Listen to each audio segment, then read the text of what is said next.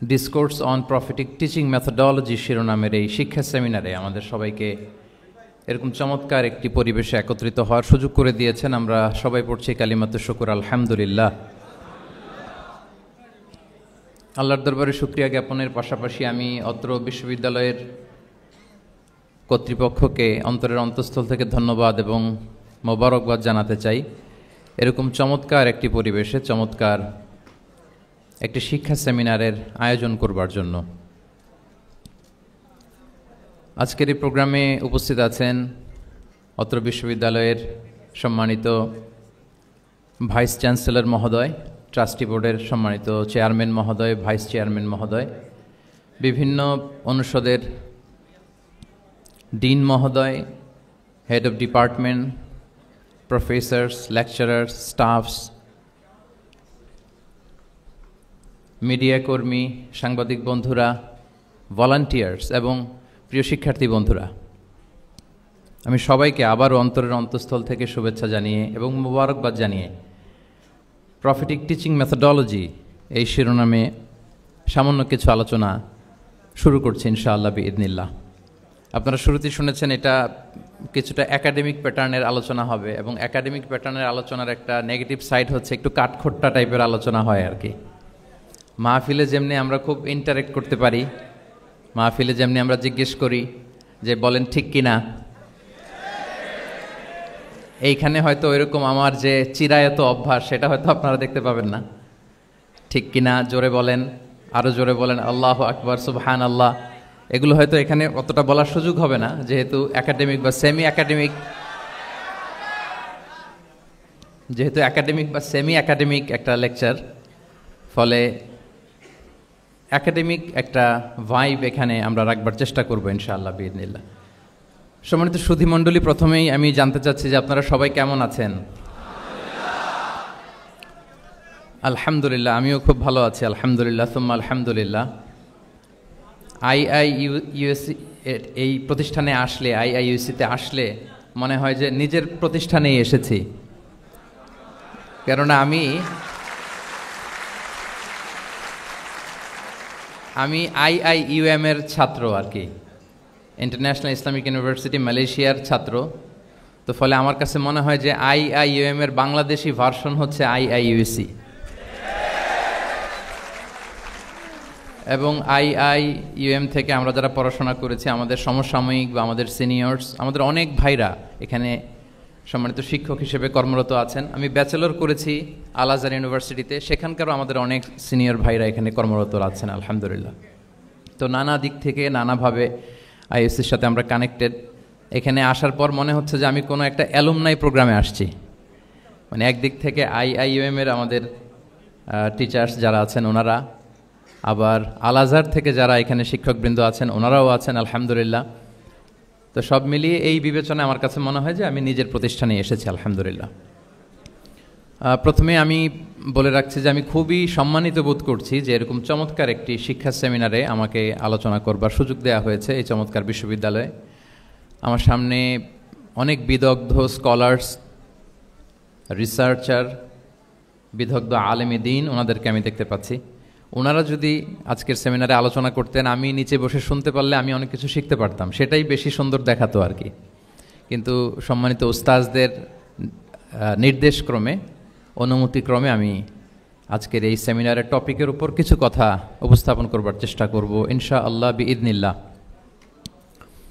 সম্মানিত শুধু আপনারা টপিকটা নিশ্চয়ই স্টেজের ব্যাকড্রপে দেখতে পাচ্ছেন যে সেখানে খুব বড় ফন্টে লেখা আছে discourse on prophetic teaching methodology, অর্থাৎ আল্লাহ রাসূল সাল্লাল্লাহু আলাইহি ওয়া আলিহি ওয়াসাল্লামের শিক্ষা পদ্ধতি বা পাঠদান পদ্ধতি কেমন ছিল, তিনি কিভাবে শেখাতেন। আমরা জানি যে আল্লাহ রাসূল সাল্লাল্লাহু আলাইহি ওয়াসাল্লাম একজন শিক্ষক ছিলেন, অসাধারণ অনন্য একজন মার্ভেলাস শিক্ষক ছিলেন। শুধু শিক্ষকই ছিলেন না, বরং তিনি শিক্ষকদেরও শিক্ষক ছিলেন, এবং তিনি নিজ হাতে এমন কিছু শিক্ষার্থী তিনি তৈরি করেছিলেন, গড়ে তুলেছিলেন, যারা এই পৃথিবীর ইতিহাসে শ্রেষ্ঠ প্রজন্ম হিসেবে স্বীকৃত। খয়রুল কুরুন, the best generation ever on earth, এই পৃথিবীর শ্রেষ্ঠতম প্রজন্ম হিসেবে তারা স্বীকৃত হয়েছেন।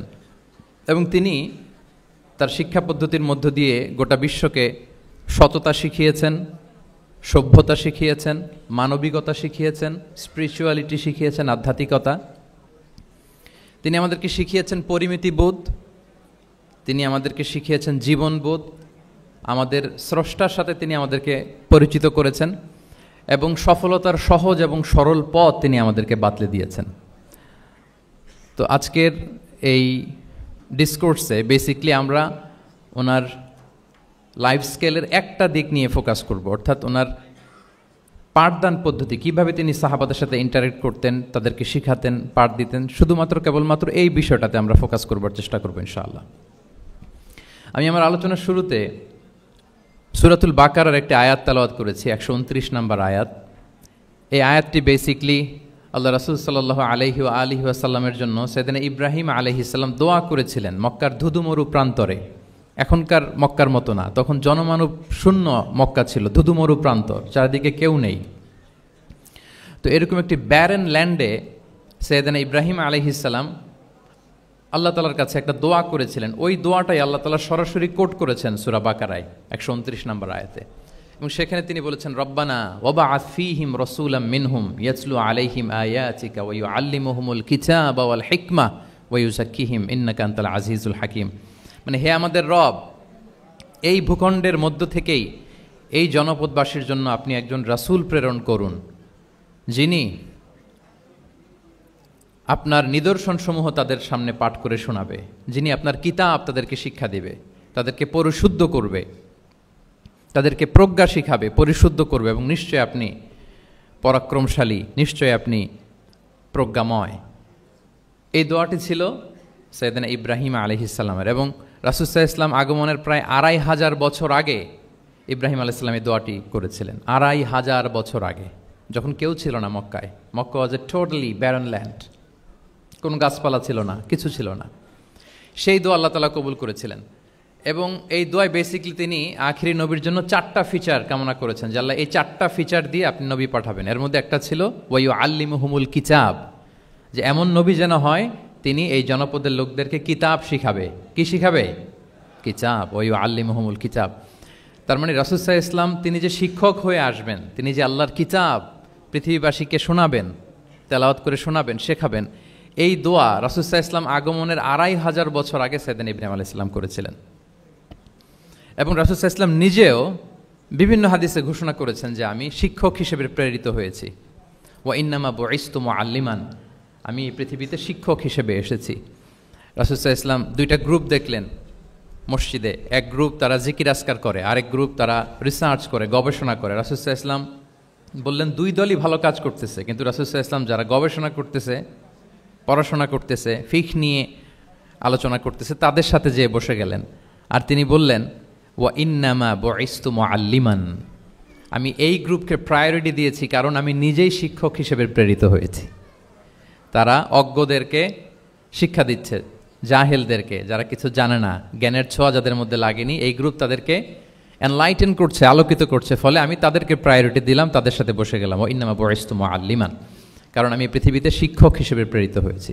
তাহলে ইব্রাহিম আলাইহিস সালামের দোয়ার ফসল তিনি, হি কেম এজ এ টিচার, কারণ ইব্রাহিম আলাইহিস সালাম দোয়া করেছিলেন আল্লাহ এমন নবী পাঠাবেন যিনি ইউআল্লিমুহুমুল কিতাব, এই জনপদের লোকদেরকে কিতাব শিখাবে। এবং রাসূল সাল্লাল্লাহু আলাইহি ওয়াসাল্লাম নিজেও বলেছেন আমি শিক্ষক হিসেবে প্রেরিত হয়েছি। এবং জ্ঞানার্জনকে রাসূল সাল্লাল্লাহু আলাইহি ওয়াসাল্লাম বাধ্যতামূলক করেছেন, ম্যান্ডেটরি ফর অল, এবং জ্ঞান যে সবাই অর্জন করবে এটা তিনি বলেছেন, এটা সবার জন্য অবধারিত, শিক্ষার জন্য এটা মানুষের মৌলিক অধিকার। তিনি বলেছেন তলাবুল ইলমি ফারিদাতুন আলা কুল্লি মুসলিম, পৃথিবীর প্রতিটি মুসলমানের জন্য জ্ঞান অর্জন এটা ফারিদা, আবশ্যক, ম্যান্ডেটরি, এটা অপশনাল না, এটা কম্পালসারি। এবং নারী পুরুষ নির্বিশেষে সবার জন্য, এমন না যে শুধু পুরুষদের জন্য। রাসূল সাল্লাল্লাহু আলাইহি ওয়াসাল্লাম বলেছেন আলা কুল্লি মুসলিম, প্রতিটি মুসলিমের জন্য জ্ঞানার্জন এটা আবশ্যক। আলহামদুলিল্লাহ আমাদের অনেক বোনেরাও আজকের হল রুমে এসছে, এবং রাসূল সাল্লাল্লাহু আলাইহি ওয়াসাল্লাম একটা স্পেশাল ডে নির্ধারণ করেছিলেন, a special day for teaching women, মদিনার নারীদেরকে পাঠদানের জন্য, শেখানোর জন্য তিনি একটা স্পেশাল ডে নির্ধারণ করেছিলেন, এবং নারীদের আগ্রহের কারণেই তিনি সেটা করেছিলেন। তারা একবার এসে রাসূল সাল্লাল্লাহু আলাইহি ওয়াসাল্লামকে বললেন যে গলাবানা আলাইকা রিজাল, ফাজআল লানা ইয়াওমান মিন নাফসিক, হে নবী আমাদের মনে হচ্ছে পুরুষরা বেশি প্রায়োরিটি পেয়ে যায়, আপনি আমাদের জন্য স্পেশাল একটা ডে নির্ধারণ করেন, একটা দিন, যে দিনে এসে আমরা আপনার কাছ থেকে অনেক কিছু শিখবো, জানবো। ফাওয়াআদাহুন্না ইয়াওমান লাকিয়াহুন্না ফীহি ফাওয়াআযাহুন, রাসূল সাল্লাল্লাহু আলাইহি ওয়াসাল্লাম তাদের এই আবেদনের প্রেক্ষিতে মদিনার নারীদের জন্য একটা special day for teaching women, মদিনার যে কমিউনিটিতে নারীরা ছিল তাদের জন্য রাসূল সাল্লাল্লাহু আলাইহি ওয়াসাল্লাম স্পেশাল একটা ডে নির্ধারণ করেছিলেন। এবং সেদিন পুরুষ সাহাবীদেরকে গুরুত্ব না দিয়ে তিনি শুধু নারীদের বোনদের কোশ্চেন নিতেন, তাদেরকে তিনি পাঠদান করতেন, শিক্ষাদান করতেন। এবং জ্ঞানার্জনকে, জ্ঞানের আলোকে ছড়িয়ে দেয়াটা, এটা ছিল রাসূল সাল্লাল্লাহু আলাইহি ওয়াসাল্লামের মূলত মিশন। জ্ঞানের আলোকে তিনি বিশ্বময় ছড়িয়ে দিতে বলেছেন। নলেজ হ্যাজ নো বাউন্ডারিজ, এটার কোনো বাউন্ডারি থাকবে না, গোটা বিশ্বের জন্য আমরা জ্ঞানকে ছড়িয়ে দেই, এটার ব্যাপারে তিনি আমাদেরকে উদ্বুদ্ধ করেছেন। তিনি বলেছেন বাল্লিগু আন্নি ওয়ালাউ আয়া, আমার পক্ষ থেকে একটি কথা, একটি বাণী, একটি আয়াত হলেও তোমরা পৌঁছে দাও। তাহলে তিনি আমাদেরকে জ্ঞানের এই আলো বিশ্বময় ছড়িয়ে দিতে উদ্বুদ্ধ করেছেন। এবং জ্ঞান লুকানোকে তিনি মহাপাপ বলেছেন। আপনার কাছে যদি নলেজ থাকে, সেই নলেজের ব্যাপারে যদি আপনাকে জিজ্ঞেস করা হয়, আপনি যদি এটা শেয়ার না করেন, তাহলে আপনি মহাপাপ করলেন। এটাকে আল্লাহ রাসূল সাল্লাল্লাহু আলাইহি ওয়া আলিহি ওয়াসাল্লাম জ্ঞান লুকানোকে মহাপাপ বলেছেন। তিনি বলেছেন মান সুইলা আন ইলমিন ফাকাতামাহু আলজামাহুল্লাহু ইয়াউমাল কিয়ামাতি বিলিজামিন মিনান নার, কাউকে কোনো বিষয়ে জ্ঞানের ব্যাপারে জিজ্ঞেস করা হলো আর সে যদি সেটাকে গোপন করে, কিয়ামতের দিন তাকে আগুনের লাগাম দিয়ে বাঁধা হবে, ওয়াল ইয়াদু বিল্লাহ। তাহলে জ্ঞানকে ছড়িয়ে দিতে বলেছেন তিনি বিশ্বময়, জ্ঞানকে গোপন করতে তিনি বারণ করেছেন, নিষেধ করেছেন। আমরা যদি দেখি যে আল্লাহ রাসূল সাল্লাল্লাহু আলাইহি ওয়া আলিহি ওয়াসাল্লাম মক্কাতে যখন তিনি ইসলাম প্রচার শুরু করলেন, কোরআনের তালিম যখন তিনি মক্কাতে দিতে শুরু করলেন, তিনি এটাকে প্রাতিষ্ঠানিকভাবেই বেসিকলি শুরু করেছেন। আমরা যেমনি জ্ঞান বিতরণের জন্য প্রাতিষ্ঠানিক অবকাঠামো আমাদের প্রয়োজন হয়, রাসূল সাল্লাল্লাহু আলাইহি ওয়াসাল্লাম সেভাবেই একটা সেন্টার বেস তিনি শুরু করেছিলেন। এবং মক্কায় দারুল আরকাম নামে, আপনারা সবাই যারা রাসূল সাল্লাল্লাহু আলাইহি ওয়াসাল্লামের বায়োগ্রাফি পড়েছেন, ইতিহাস পড়েছেন, দারুল আরকাম থেকে বেসিকলি রাসূল সাল্লাল্লাহু আলাইহি ওয়াসাল্লাম এই জ্ঞান বিতরণ করতেন বা কোরআনের তালিম দিতেন। আরকাম ইবনে আবিল আরকাম একজন তরুণ সাহাবী, মাত্র 16 বছর বয়সে তিনি ইসলাম ধর্ম গ্রহণ করেছিলেন। তার একটা ঘরের একটা বড় অংশ তিনি রাসূল সাল্লাল্লাহু আলাইহি ওয়াসাল্লামের তালিমের জন্য ডেডিকেট করেছিলেন এবং সেটাই ইসলামের প্রথম বিশ্ববিদ্যালয় হিসেবে স্বীকৃত, দারুল আরকাম। এবং মজার ব্যাপার হচ্ছে, ওনার ঘরটা সিলেক্ট করার পেছনে স্ট্র্যাটেজিক অনেক কারণ ছিল। কারণ সে ছিল বানু মাখজুম গোত্রের, মানে কোরাইশের শত্রু, কোরাইশের রাইভাল ছিল বানি মাখজুম। রাসূল সাল্লাল্লাহু আলাইহি ওয়াসাল্লাম ছিলেন কোন বংশের? বলেন তো সবাই, কোন বংশের? কোরাইশ বংশের। আর আবু জাহাল ছিল কোন বংশের? না, সে বানু মাখজুম থেকে ছিল। So Banu Makhzum was the rival of Quraish. তারা ছিল কোরাইশদের সাথে একটা হাড্ডাহাড্ডি লড়াই, শত্রুর মতো আর কি। তো রাসূল সাল্লাল্লাহু আলাইহি ওয়াসাল্লাম কোরাইশি কারো ঘর বেছে নেন নাই, বরং বানু মাখজুম গোত্রের এক তরুণ আরকাম, তার ঘরটা তিনি বেছে নিয়েছিলেন। এবং স্ট্র্যাটেজিক্যালি এত চমৎকার একটা পজিশনে ছিল, মাত্র 130 মিটার ডিস্টেন্স ছিল কাবা থেকে।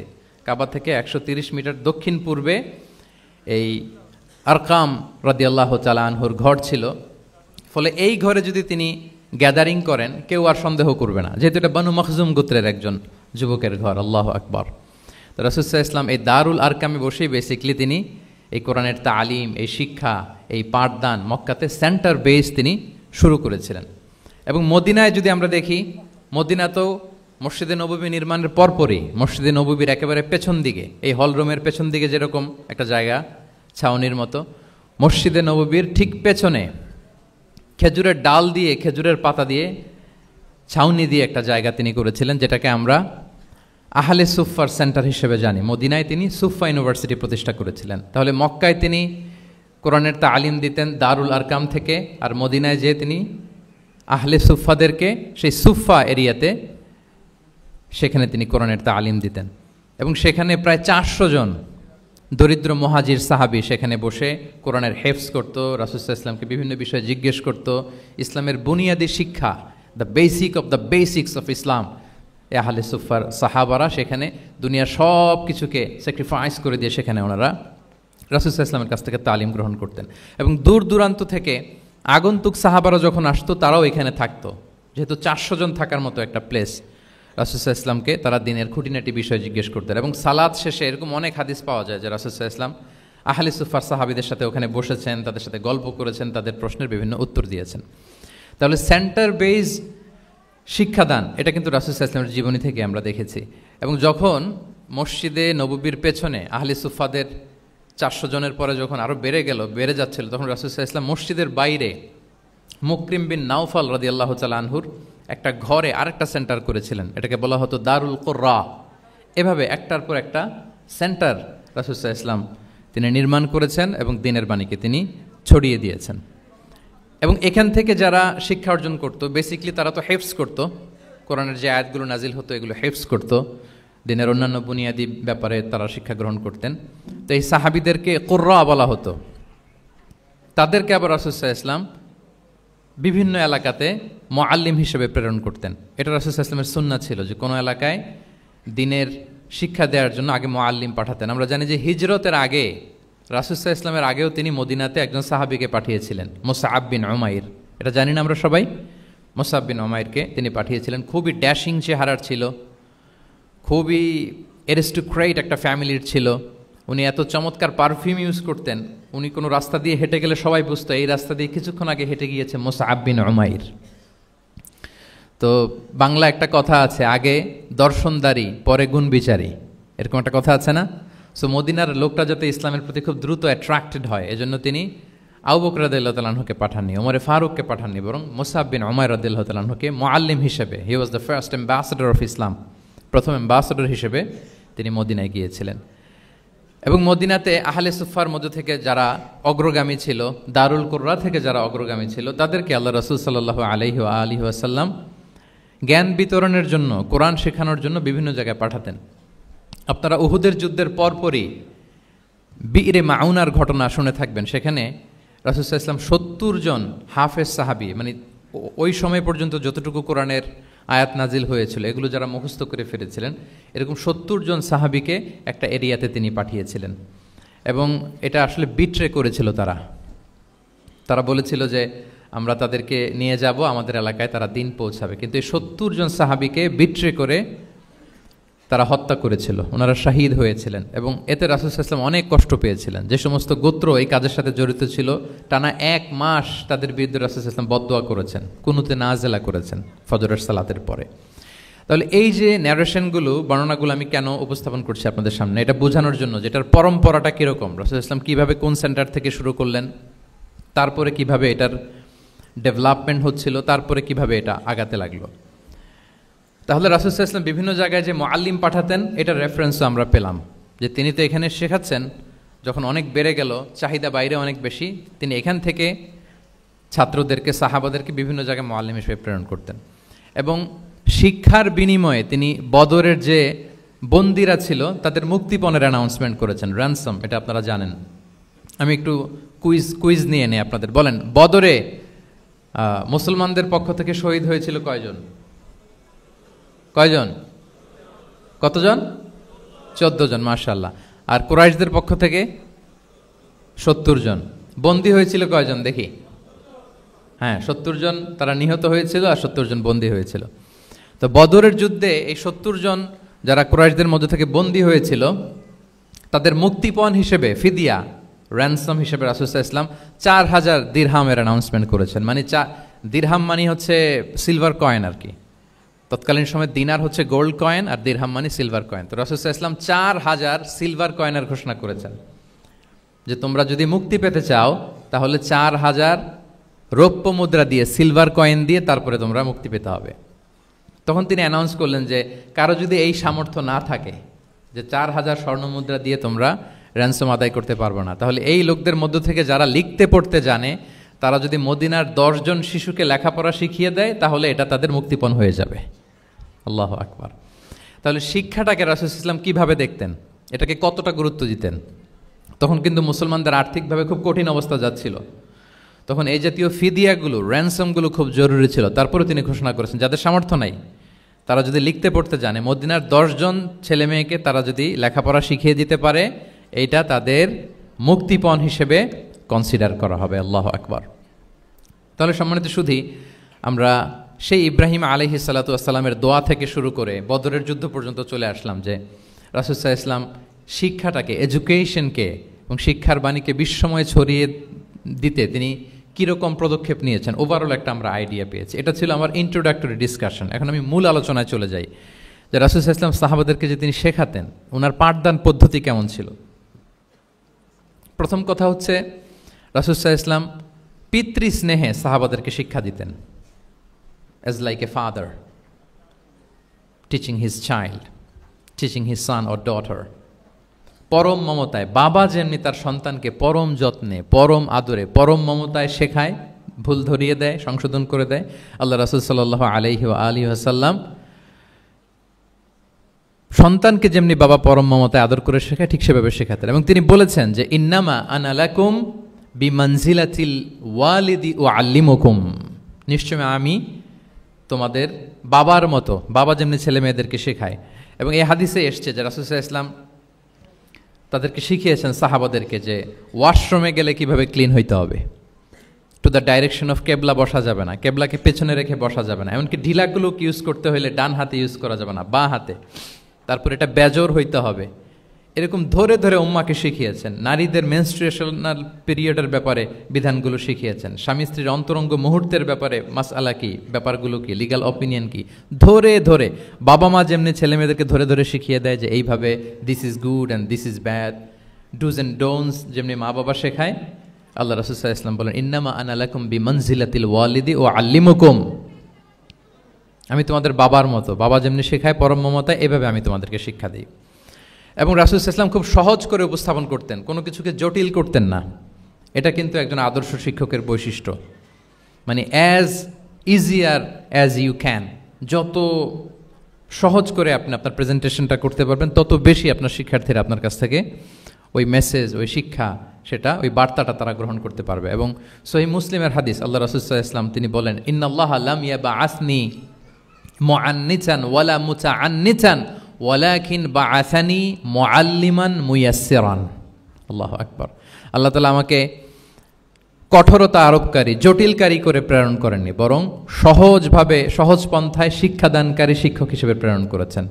লিটারেলি তিনি মুয়াসসিরান শব্দটা ব্যবহার করেছেন। যেহেতু এখানে ইসলামিক স্টাডিজ, কোরআন, হাদিস যে ডিপার্টমেন্টের শিক্ষার্থী বন্ধুরা আপনারা যারা আছেন, আপনারা শব্দের অর্থটা লিটারেলি বুঝতে পারতেছেন যে তিনি বলেছেন মুআল্লিমান মুয়াসসিরান, আমি সহজপন্থী শিক্ষক হিসেবে প্রেরিত হয়েছি। কোনো জিনিসকে কঠোরতা আরোপ করার জন্য, কঠিন করে প্রেজেন্ট করার জন্য আল্লাহ আমাকে পাঠাননি।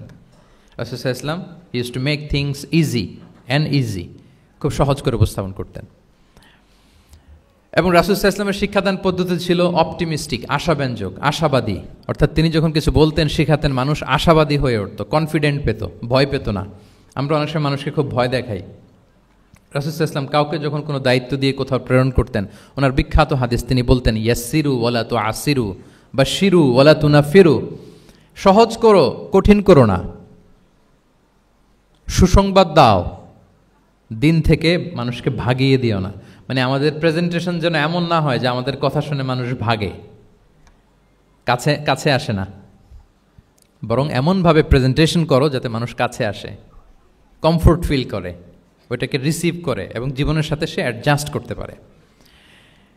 এবং তিনি যখন বুঝাতেন, সাহাবাদেরকে যখন কোনো জিনিস বুঝাতেন, খুব ধীরস্থিরভাবে কথা বলতেন। কখনো কথা বলার ক্ষেত্রে রাশিং করতেন না, তাড়াহুড়ো করতেন না, নেভার এভার। এবং অনেক সাহাবারা খুব দ্রুত হাদিস বর্ণনা করলে আম্মা জান আয়েশা রাদিয়াল্লাহু তাআলা আনহা এটা অপছন্দ করতেন। বিশেষ করে আবু হুরায়রা রাদিয়াল্লাহু তাআলা আনহুর ব্যাপারে তিনি অবজেকশন দিয়েছিলেন যে তুমি যেভাবে বলো, নবী সাল্লাল্লাহু আলাইহি ওয়াসাল্লাম কিন্তু এত দ্রুত বলতেন না, তুমি যেমনি গড়গড় করে বর্ণনা করো, আল্লাহ রাসূল সাল্লাল্লাহু আলাইহি ওয়াসাল্লাম এত দ্রুত বর্ণনা করতেন না। লাম ইয়াকুন ইয়াসরুদুল হাদিসা কাসারদিকুম কানা ইউহাদ্দিসু হাদিসান লাউ আদ্দাহুল আদ্দুলা আহসাহু। এমনভাবে প্রিয় নবী কথা বলতেন যে কেউ যদি চাইতো তিনি এই কথার মধ্যে কয়টা বাক্য বলেছেন, কয়টা শব্দ বলেছেন, চাইলে হাতে গুনে ফেলতে পারত। এত প্রেসাইজ অ্যান্ড ক্লিয়ার ছিল। তিনি কয়টা বাক্য বললেন এই বক্তব্যে, কয়টা শব্দ বললেন, এটাও গুনে ফেলা যেত। আল্লাহু আকবার। কানা ইয়াতাকাল্লামু বিকালামিন বাইনাহু ফাসলুন ইয়াহফাযুহু মান জালাসা ইলাই। এবং কথা বলতে বলতে মাঝখানে পজ দিতেন, মানে একটু থামতেন, ফলে যারা শুনতো তারা একেবারে মুখস্থই করে ফেলতে পারত। আল্লাহু আকবার। এটা কিন্তু একজন আদর্শ শিক্ষকের বৈশিষ্ট্য যে যখন আমরা ক্লাস নিব, যখন আমরা বুঝাবো, খুব ধীরস্থিরভাবে, খুব ধীরস্থিরভাবে আমি কথা বলবো, মাঝে মাঝে পজ দিব। রাসূল ইসলাম পজ দিতেন, থামতেন, যাতে ছাত্ররা নিতে পারে। সব শিক্ষার্থীদের এক ধরনের ক্যাপাসিটি না, ক্যাপাসিটি ইস্যু নিয়ে আমি সামনে কথা বলতেছি ইনশাআল্লাহ। তো তাহলে এইভাবে তিনি বেসিকলি তালিম দিতেন বা প্রেজেন্ট করতেন। আচ্ছা, শিক্ষা দেওয়ার ক্ষেত্রে দুইটা ধরন ছিল রাসূল সাল্লাল্লাহু আলাইহি ওয়াসাল্লামের। কখনো হয়তো ওয়ান অন ওয়ান মিটিং, একজন সাহাবীকে টার্গেট করে তাকে কিছু শেখাচ্ছেন, জানাচ্ছেন বা বলছেন। আবার কখনো একজন না, একাধিক সাহাবী বা অনেক সাহাবীদেরকে, অনেক মানুষকে তিনি অ্যাড্রেস করছেন। তাহলে এই দুইভাবে তিনি অ্যাড্রেস করতেন। এক নম্বর হচ্ছে প্রাইভেট লার্নিং সেশন, আর একটা হচ্ছে পাবলিক লার্নিং সেশন। দুইটাই রাসূল ইসলামের সিরা যদি আপনি স্ক্যানিং করেন আপনি পাবেন। প্রাইভেটলি এরকম অনেক হাদিস পাওয়া যায়, যে হাদিসগুলোতে দেখা যায় যে রাসূল সাল্লাল্লাহু আলাইহি ওয়াসাল্লাম ওয়ান অন ওয়ান মিটিং করেছেন, শুধু একজনকে কিছু শেখাচ্ছে। এটা স্পেশালি হতো যখন তিনি কারোর সাথে রাইড শেয়ার করতেন। রাইড অর্থাৎ তিনি উটে ছিলেন, উটের পেছনে আরেকজন সাহাবী বসা, তিনি গাধার উপরে বসা, পেছনে আরেক সাহাবী বসা, তিনি খচ্চরের উপর বসা, আরেক সাহাবী বসা। যখন তিনি রাইড শেয়ার করতেন, এরকম ভুরি ভুরি হাদিস আপনারা পাবেন যে মুআয ইবনে জাবাল বলতেছে যে কুনতু রদিফা রাসূলিল্লাহ, কুনতু খালফা রাসূলিল্লাহ। আমরা একবার আল্লাহ রাসূল সাল্লাল্লাহু আলাইহি ওয়াসাল্লামের সাথে আমি একবার উটের পেছনে বসা ছিলাম। আব্দুল ইবনে আব্বাস বলতেছেন আমি উটের পেছনে বসা ছিলাম। ফদল ইবনে আব্বাস বলতেছেন আমি একবার একটা খচ্চরের পেছনে বসা ছিলাম। when he was sharing his riding যখন শেয়ার করতেন, ওই মুহূর্তগুলো তেমন চমৎকার চমৎকার কিছু বার্তা রাসূল সাল্লাল্লাহু আলাইহি ওয়াসাল্লাম ওই সাহাবীদেরকে দিয়েছেন, যেগুলো আমরা হাদিস গ্রন্থগুলোতে পড়ে অবাক হয়ে যাই। তাহলে এক নাম্বার হচ্ছে private learning session, one on one meeting, যেটা one to one conversation, very interactive. এটা অন্য কেউ নাই, একজন সাহাবীকে কিছু বলছেন, একজনের সাথে বসা। আচ্ছা, এরকম একটা ছোট্ট হাদিস যদি শেয়ার করি, আব্দুল্লাহ ইবনে আব্বাস রাদিয়াল্লাহু তাআলা আনহু উনি বলেন কুনতু খালফা রাসূলিল্লাহি সাল্লাল্লাহু আলাইহি ওয়াসাল্লাম ইয়াওমান। একদিন আমি, এই যে দেখেন বর্ণনা ভঙ্গি কেমন, একদিন আমি রাসূল সাল্লাল্লাহু আলাইহি ওয়াসাল্লামের পেছনে বসা, মানে কোন একটা ওটের উপর বা গাধার উপরে বসা। ফাকালা, তিনি বললেন ইয়া গোলাম, হে কিশোর। রাসূল সাল্লাল্লাহু আলাইহি ওয়াসাল্লামের শব্দ চয়নগুলো অসাধারণ। আমরা অনেক হাদিস আজকে শেয়ার করার চেষ্টা করব, আপনি বাক্য চয়ন, শব্দ চয়ন শুনলে অবাক হবেন। ইয়া গোলাম, হে কিশোর, ইন্নী ও আল্লিমুকা কালিমাতিন, আমি তোমাকে চমৎকার কিছু কথা শিখিয়ে দিচ্ছি, শোনো। তখন কিন্তু কেউ নাই। এই হাদিস উনি বর্ণনা না করলে আমরা জানতে পারতাম না, কারণ ওনারা এক ওটের উপরে বা ঘোড়ার উপরে ছিলেন। পরে যখন আব্দুল ইবনে আব্বাস এটা ন্যারেট করলেন তখন আমরা জানতে পেরেছি। তো এটা ছিল প্রাইভেট লার্নিং সেশন, শুধু ওনার সাথে। তোমাকে কিছু কথা শিখিয়ে দেই। ইহফাদিল্লাহ ইয়াহফাযকা, ইহফাদিল্লাহ তাজিদহু তুজাহাক। এটা অনেকের মুখস্থ আছে না, বিখ্যাত হাদিস, আল আরবাউন আন-নববিয়ার ভেতরেও আছে। তুমি আল্লাহর বিধানগুলোকে সংরক্ষণ করো, রক্ষণাবেক্ষণ করো, টেক কেয়ার করো, আল্লাহ তোমার টেক কেয়ার করবেন। তুমি আল্লাহর বিধান টেক কেয়ার করো, আল্লাহ তোমার পাশে থাকবেন। ইদা সাআলতা ফাসআলিল্লাহ, হে আব্দুল্লাহ, যখন চাইবে আল্লাহর কাছে চাইবে, যখন ফরিয়াদের হাত তুলবে কেবলমাত্র আল্লাহর কাছেই তুলবে। ওয়া ইদা ইসতাআনতা ফাসতাইন বিল্লাহ, যখন সাহায্য চাইবে কেবল আল্লাহর কাছেই সাহায্য চেও। ওয়া আলাম আন্নাল উম্মাতা লাউ ইজতামাআত আলা আন ইয়ানফাউকা বিশাইইন লাম ইয়ানফাউকা ইল্লা বিশাইইন কদ কাতাবাহুল্লাহু লাক। গোটা বিশ্বের সবাই মিলে যদি তোমার কোনো উপকার করতে চায়, তাহলে ততটুকুই করতে পারবে যতটুকু আল্লাহ তোমার ভাগ্যে রেখেছে। আল্লাহ যতটুকু উপকার তোমার ভাগ্যে রেখেছে অতটুকুই হবে। ওয়া ইন ইজতামাউ আলা আন ইয়াদুররুকা বিশাইইন লাম ইয়াদুররুকা ইল্লা বিশাইইন কদ কাতাবাহুল্লাহু আলাইক। গোটা বিশ্বের সবাই মিলে যদি তোমার ক্ষতি করতে চায়, ঠিক ততটুকুই করতে পারবে যতটুকু তোমার নসিবে আছে। এর চেয়ে 1 ইঞ্চিও বেশি ক্ষতি করতে পারবে না।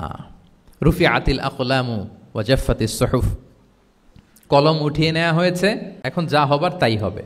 তাহলে দেখেন, আকীদা সংক্রান্ত, ইসলামের বুনিয়াদী বিশ্বাস সংক্রান্ত চমৎকার কিছু লার্নিং, কিছু লেসন আল্লাহ রাসূল সাল্লাল্লাহু আলাইহি ওয়াসাল্লাম আব্দুল্লাহ ইবনে আব্বাসকে দিয়েছেন, এবং এটা ছিল ওয়ান অন ওয়ান মিটিং,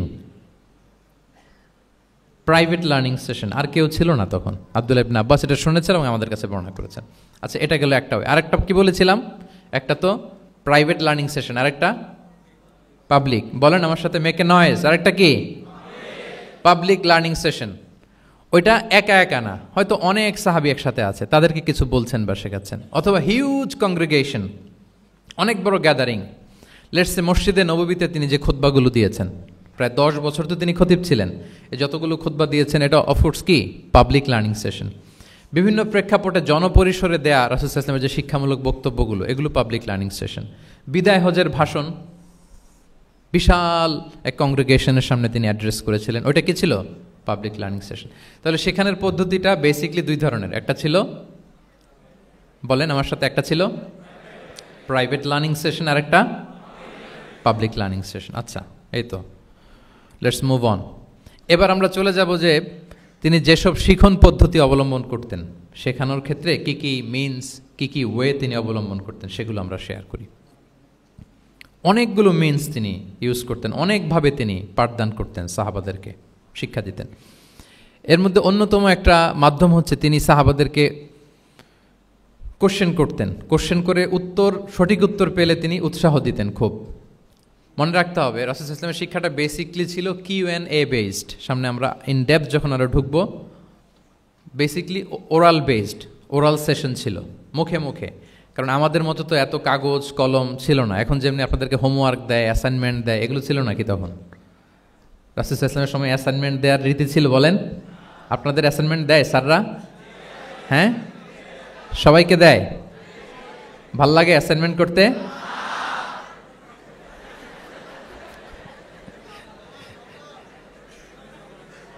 ভাল লাগে না?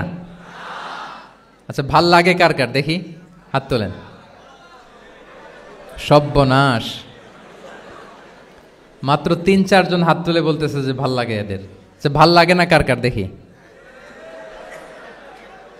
ইয়া আল্লাহ, আল্লাহ তাআলা হেদায়েত দান করুক আমাদেরকে। আচ্ছা, এবার দুইবারের একবারও যারা হাত তোলেন নাই তারা হাত তোলেন। একদল আছে খুব চালাক, ভাবে যে কোন দলে কখন হাত তুলে আবার কোন বিপদে পড়ি। তো এই যে এখন স্যাররা হোমওয়ার্ক দেন, কাজ দেন, অ্যাসাইনমেন্ট দেন, এটা তো ওই সময় ছিল না। ফলে এটা রাসূল সাল্লাল্লাহু আলাইহি ওয়াসাল্লামের পাঠদান পদ্ধতিটা বেসিকলি ছিল Q&A বেসড, প্রশ্নোত্তর পর্ব। সাহাবারা জিজ্ঞেস করতেন, না জানলে রাসূল সাল্লাল্লাহু আলাইহি ওয়াসাল্লাম আবার জিজ্ঞেস করতেন, দেখি ওরা জানে কি না। এরকম অনেকভাবে তিনি শেখাতেন, আমরা সামনের দিকে আরও দেখব। তো রাসূল সাল্লাল্লাহু আলাইহি ওয়াসাল্লাম সাহাবাদেরকে প্রশ্ন ছুড়তেন, তিনি ট্রাই করতেন, দেখতেন যে দেখি ওরা পারে কিনা, ব্যাপারটা জানে কিনা। যদি কেউ সঠিক আনসার দিতে পারতো, রাসূল সাল্লাল্লাহু আলাইহি ওয়াসাল্লাম খুব উৎসাহ দিতেন, তাদেরকে প্রশংসা করতেন এবং উৎসাহ দিতেন। স্যাররা যখন আমাদের ক্লাসে প্রশংসা করে, ভাল লাগে না আমাদের? আমার প্রেজেন্টেশন খুব প্রশংসা করলো, আমার অ্যাসাইনমেন্টের খুব প্রশংসা করলো, আমাকে ইন্সপায়ার করলো, আমি আরও মোটিভেটেড হব না? হয়তো আমরা নাকি হই। তো রাসূল সাল্লাল্লাহু আলাইহি ওয়াসাল্লাম এটাই করতেন।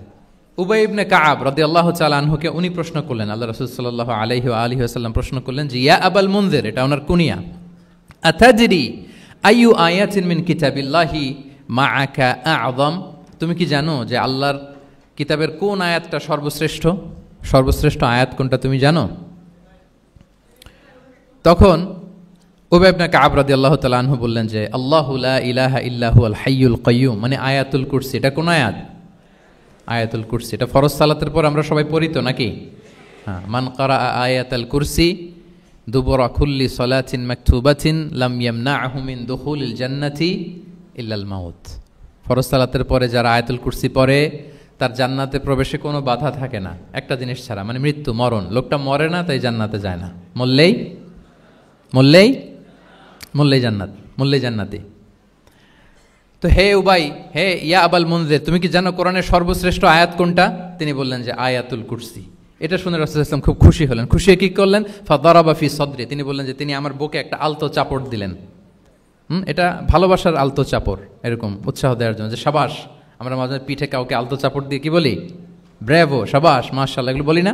তো রাসূল সাল্লাল্লাহু আলাইহি ওয়াসাল্লাম বুকে আলতো চাপড় দিয়ে বললেন, ওয়াল্লাহি লিয়াহনিকাল ইলমু আবাল মুনজির, তোমার ইলম, তোমার জ্ঞান কল্যাণময় হোক হে আবাল মুনজির, মোবারক হোক তোমার জন্য তোমার ইলম।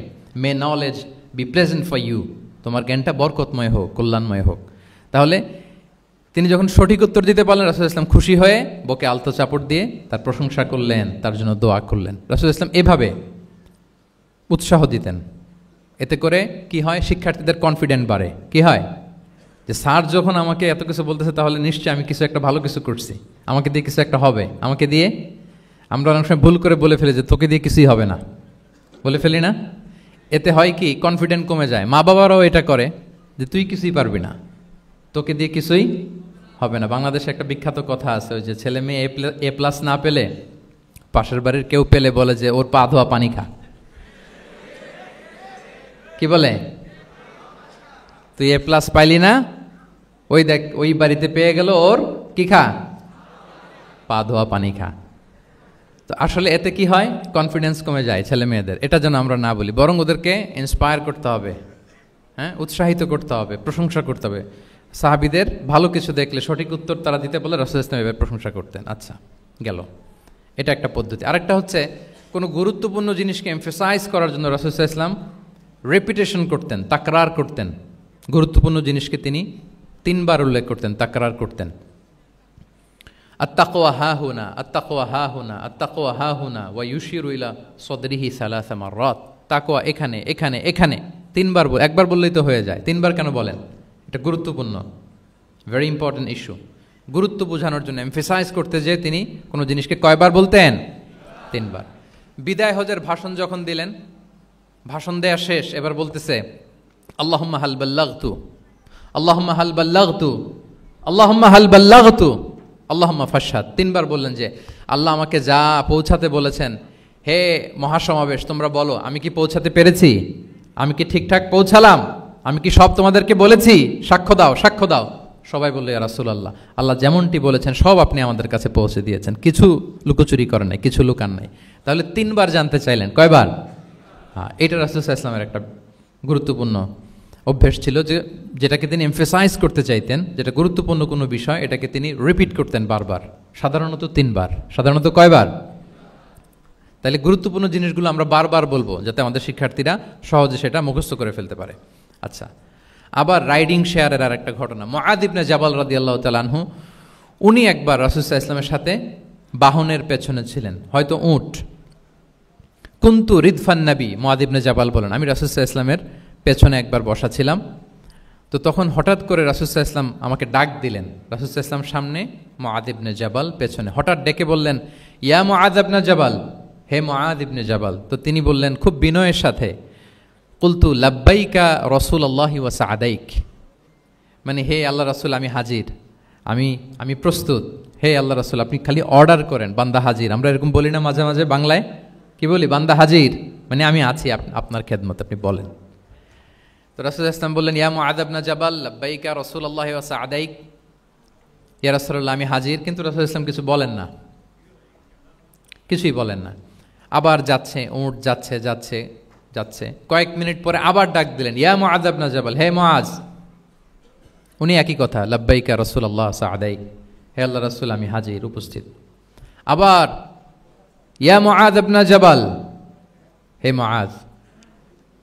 তিনি একই কথা বললেন, লাব্বাইকা রাসূলুল্লাহ। 3 বার বললেন, 3 বার মুআয ইবনে জাবাল একই উত্তর দিলেন। তার মানে ওনার আগ্রহটা বাড়াচ্ছেন। রাসূল সাল্লাল্লাহু আলাইহি ওয়াসাল্লাম একটা গুরুত্বপূর্ণ কথা বলবেন, এই কথাটা শোনানোর জন্য মুআয ইবনে জাবালের উনি কি করতেছেন? ভেতর থেকে কথা বুঝতেছেন আমার সবাই? আগ্রহটা আরো বাড়াচ্ছেন, আরো বাড়াচ্ছেন। যখন দেখলেন যে না, আগ্রহ একেবারে 100-এ 100, এখন বললে সেটা রিসিভ করতে পারবে, কাজে দিবে, তখন তিনি বললেন যে মুআয তুমি কি জানো, হাল তাদরি মা হাক্কুল্লাহি আলাল ইবাদ, বান্দার উপর আল্লাহর হক কি জানো? তিনি বললেন আল্লাহু ওয়া রাসূলুহু আ'লাম, আল্লাহ আল্লাহ রাসূল ভালো জানে। সাহাবাদের একটা বৈশিষ্ট্য ছিল, they are very down to earth, মানে আউট অফ হাম্বলনেস তারা বলতেন আল্লাহ আল্লাহ রাসূল ভালো জানে। তো তিনি বললেন যে আল্লাহর, বান্দার উপর আল্লাহর অধিকার হচ্ছে যে বান্দা কখনো আল্লাহর সাথে শিরক করবে না, এক আল্লাহর ইবাদত করবে। কিছুক্ষণ পর আবার ইয়া মুআয ইবনে জাবাল, দেখেন কি স্টাইল, মানে রাজকীয় একটা স্টাইল, ইয়া মুআয ইবনে জাবাল। আবার তিনি লাব্বাইকা রাসূলুল্লাহ সাআদাইক, হে আল্লাহ রাসূল আমি তো হাজির। তখন বললেন তুমি কি জানো আল্লাহর উপরে বান্দার হক কি? এতক্ষণ তো জানলা যে আল্লাহর হক কি, তুমি কি জানো যে আল্লাহর প্রতি বান্দার হক কি? আবার বললেন যে আল্লাহ আল্লাহ রাসূলই ভালো জানেন। তখন রাসূল সাল্লাল্লাহু আলাইহি ওয়াসাল্লাম বললেন যে আল্লাহর হক যেমনি তুমি জানলে যে বান্দা আল্লাহর সাথে শরীক করবে না, এক আল্লাহর ইবাদত করবে, এটা যদি কোনো বান্দা করে তাহলে ওই বান্দাকে কখনো আল্লাহ শাস্তি দিবেন না। এটা হচ্ছে বান্দার হক, আল্লাহর কাছ থেকে সে এটা পাবে যে আনলা ইউআযিবাহুম, আল্লাহ তাআলা তাকে কখনো শাস্তি দিবেন না। তাহলে আপনারা বলেন তো, ওটে করে রাসূল সাল্লাল্লাহু আলাইহি ওয়াসাল্লাম যাচ্ছে, পেছনে কে বসা? হুট করে বলল মুআয একটা কথা শোনো, আল্লাহর হক হচ্ছে বান্দা আল্লাহর ইবাদত করবে, আর বান্দার হক হচ্ছে এটা করলে সে শাস্তি পাবে না। কথাটা যদি এমনি বলে দিত তাইলে কি এত এটা গুরুত্ব পাইতো? কথা বলেন, পাইতো? এটা তো 10 সেকেন্ডই শেষ। কিন্তু যেতে যেতে হে মুআদ ইবনে জাবাল লাব্বাইকা ইয়া রাসূলুল্লাহ, সাদিক কিছু বলে না, হে রাসূল আমি তো শুনতেছি বলেন। আবার একটু পরে হে মুআজ ইয়া রাসূলুল্লাহ আমি হাজির বলেন। আরও কিছু সময় পর হে মুআজ ইয়া রাসূলুল্লাহ, মানে তার আগ্রহ বাড়াতে বাড়াতে বাড়াতে যখন আগ্রহের পারদ একেবারে উচ্চাঙ্গে, তখন রাসূল সাল্লাল্লাহু আলাইহি ওয়াসাল্লাম বার্তাটা পেশ করলেন। আল্লাহু আকবার। তাহলে এটা ছিল রাসূল সাল্লাল্লাহু আলাইহি ওয়াসাল্লামের অভ্যেস যে তিনি একই কথা বারবার বলে আগ্রহ বাড়াতেন। 3 বার তিনি বলেছেন, 3 বার ডাক দিয়েছেন হে মুআদ ইবনে জাবাল। তাহলে রিপিটেশন এটা একটা অভ্যেস ছিল রাসূল সাল্লাল্লাহু আলাইহি ওয়াসাল্লামের, পাঠদানের ক্ষেত্রে একটা পদ্ধতি। আচ্ছা, রাসূল সাল্লাল্লাহু আলাইহি ওয়াসাল্লামের আরেকটা পদ্ধতি ছিল যে তিনি ধারণ ক্ষমতা অনুযায়ী নির্দেশনা দিতেন, considering the state of the addressee. যাকে অ্যাড্রেস করতেছেন তার ক্যাপাসিটি কতদূর এটা বুঝে শুনে বলতেন, খুব বাড়িয়ে বলতেন, বেশি কিছু বলতেন না।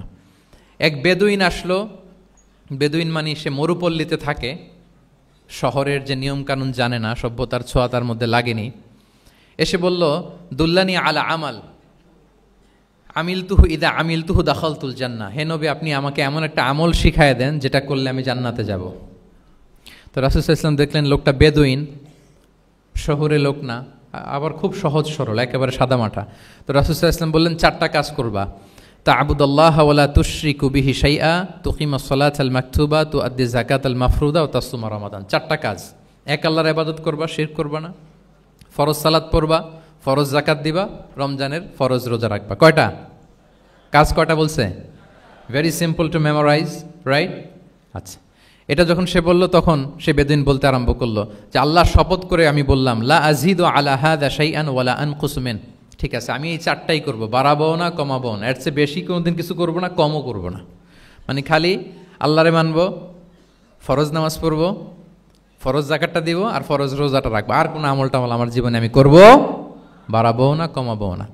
তো রাসূল সাল্লাল্লাহু আলাইহি ওয়াসাল্লাম বললেন যে কেউ যদি জান্নাতি লোক দেখে নিজের চোখ জোড়াতে চায়, খুশি হতে চায়, তারা যেন এই লোকের দিকে তাকায়, মানে এই লোকটা জান্নাতি। আল্লাহু আকবার। চলে গেল। দেখেন তার কাছে কিন্তু আমলের বিশাল ফিরিস্তি নিয়ে রাসূল সাল্লাল্লাহু আলাইহি ওয়াসাল্লাম হাজির হয় নাই, কারণ তার ক্যাপাসিটি দেখতে হবে, তার সক্ষমতা, সে কদ্দুর নিতে পারবে। রাসূল সাল্লাল্লাহু আলাইহি ওয়াসাল্লাম অবজার্ভ করে দেখলেন যে বেদুইন মানুষ, তারে বেশি কিছু বললে কাজে দিবে না, অল্প একটু বলছে, ওইটা মেনেই সে কি হয়ে গেছে? জান্নাতি হয়ে গেছে। এটা অনেক সময় আমরা ভুল করে ফেলি। শিক্ষার্থীদের মধ্যে সবার মানে রিসিভিং ক্যাপাসিটি এক ধরনের হয় না, কারো খুব বেশি, কারো খুব কম। তো একজন আদর্শ শিক্ষকের কাজ হচ্ছে এটাকে ফলো করা, অবজার্ভ করা, এবং যেটা তাদের সক্ষমতায় কুলায় ঠিক অতটুকু তাদেরকে দেয়, এর চেয়ে বেশি কিছু না। রাসূল সাল্লাল্লাহু আলাইহি ওয়াসাল্লামের আরেকটা পদ্ধতি ছিল গ্রাজুয়ালিটি, স্টেপ বাই স্টেপ, ধীরস্থিরভাবে, অল্প অল্প করে, শাইআন ফাশাইআন। আর তাদাররুজ বিল বাদই বিল আহাম্মি সুম্মাল মুহিম, আগে সবচেয়ে গুরুত্বপূর্ণ, starting with the most important affair first, then the important affair, then the important. সবচেয়ে গুরুত্বপূর্ণটা আগে, এরপরে যেটা কম গুরুত্বপূর্ণ, এরপরে কম গুরুত্বপূর্ণ। তাহলে একটু একটু করে বললে এটা মানুষের ফিতরাতের সাথেও যায়, তার নেচারের সাথেও যায়। আমরা মদ হারাম হওয়ার কথা জানি, কয়টা স্টেপে হারাম হয়েছিল মদ? একবারে যদি বলা হতো বন্ধ করার সহজ হতো সাহাবাদের জন্য? হতো না। অনেকে আছে দেখবেন যে চেইন স্মোকার, বুঝতে পেরেছেন তো? মানে অনেক সিগারেট খায়, লেটসে দিনে 10 থেকে 15টা খায়। তো যে চেইন স্মোকার, আপনি যদি বলেন যে এটা হারাম, আজকেই তোমার বাদ দিতে হবে, হারাম, এটা খাইতে পারবে না, পারবে? ও দুনিয়া সব বাদ দিতে পারবে, সিগারেট বাদ দিতে পারবে না। তো তারে কি করতে হবে? ফ্লেক্সিবিলিটি দিতে হবে, যে আস্তে আস্তে ছাড়েন, 10টা করে খান তো চালাইতে থাকেন না, মানে চালাইতে থাকেন মানে আজকে 10টা খাইছেন, কালকে 9টা করে খান, চালাইতে থাকেন, একসাথে সব বন্ধ করার দরকার নেই। তারপরের সপ্তাহে 8টা করে খান, এরপরের সপ্তাহে 5টা করে খান, অল্প অল্প করে অবশ্যই সে কমাতে পারবে।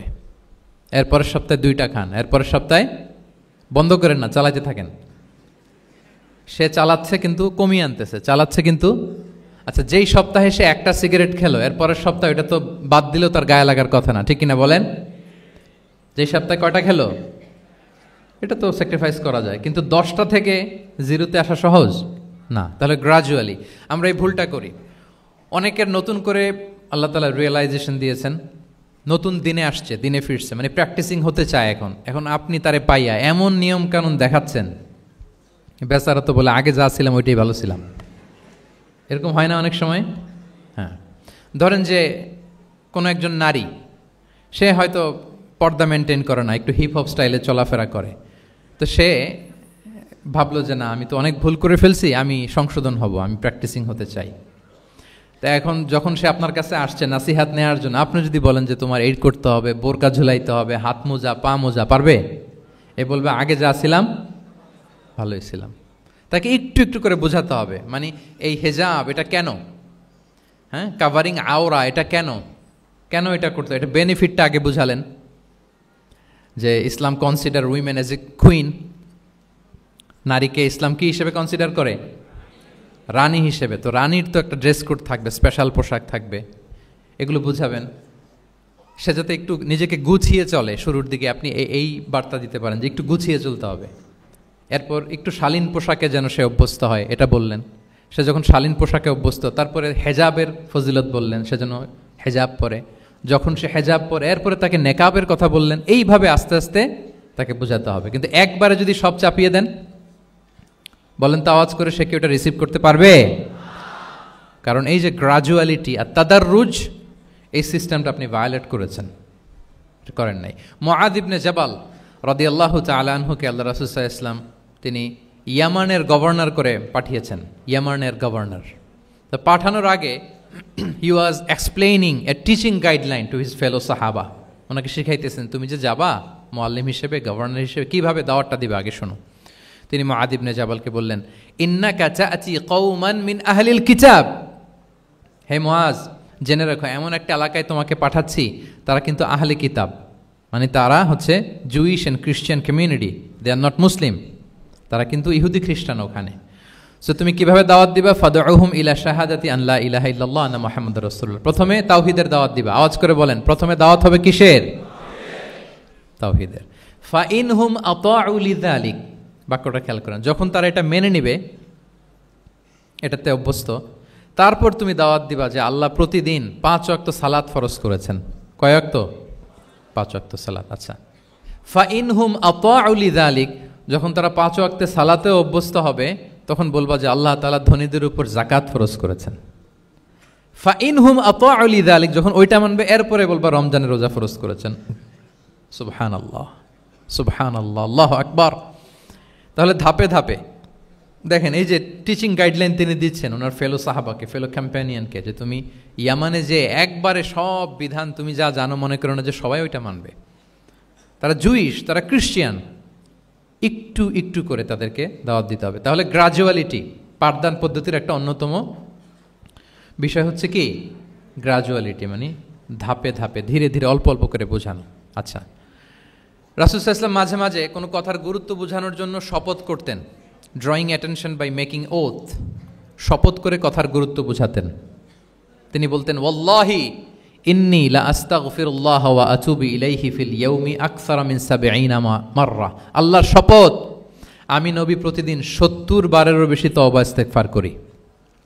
কয়বারেরও বেশি? ৭০ বার।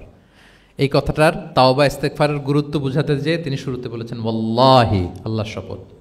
এরকম অনেক হাদিসে পাওয়া যায়, তিনি বলেছেন ওয়াল্লাযী নাফসু মুহাম্মাদিন বিয়াদিহি, ওই সত্তার শপথ যার হাতে মুহাম্মাদের আত্মা। আবার মাঝে মাঝে বলেছেন ওয়াল্লাযী নাফসি বিয়াদিহি, ওই সত্তার শপথ যার হাতে আমার আত্মা। এভাবে বলে তিনি কথা শুরু করেছেন। যখন তিনি এরকম শপথ করতেন, তখন কথার গুরুত্ব বোঝা যেত। কি বোঝা যেত? গুরুত্ব বোঝা যেত। তাহলে শপথ করে মাঝে মাঝে তিনি জিনিস বোঝাতেন। আচ্ছা, আমরা আমাদের বিভিন্ন প্রেজেন্টেশন বা লেকচার বোঝানোর জন্য অনেক মিনস ইউজ করি না? আল ওয়াসাইল আত-তা'লিমিয়া, এটাও কিন্তু রাসূল সাল্লাল্লাহু আলাইহি ওয়াসাল্লাম করতেন। আমরা কি কি করি? আমি তো জানি না আপনাদের আইএসসিতে ক্লাসরুমগুলো কেমন। নিশ্চয়ই সেখানে বোর্ড আছে। কি আছে? হোয়াইট বোর্ড নাকি ডিজিটাল বোর্ড?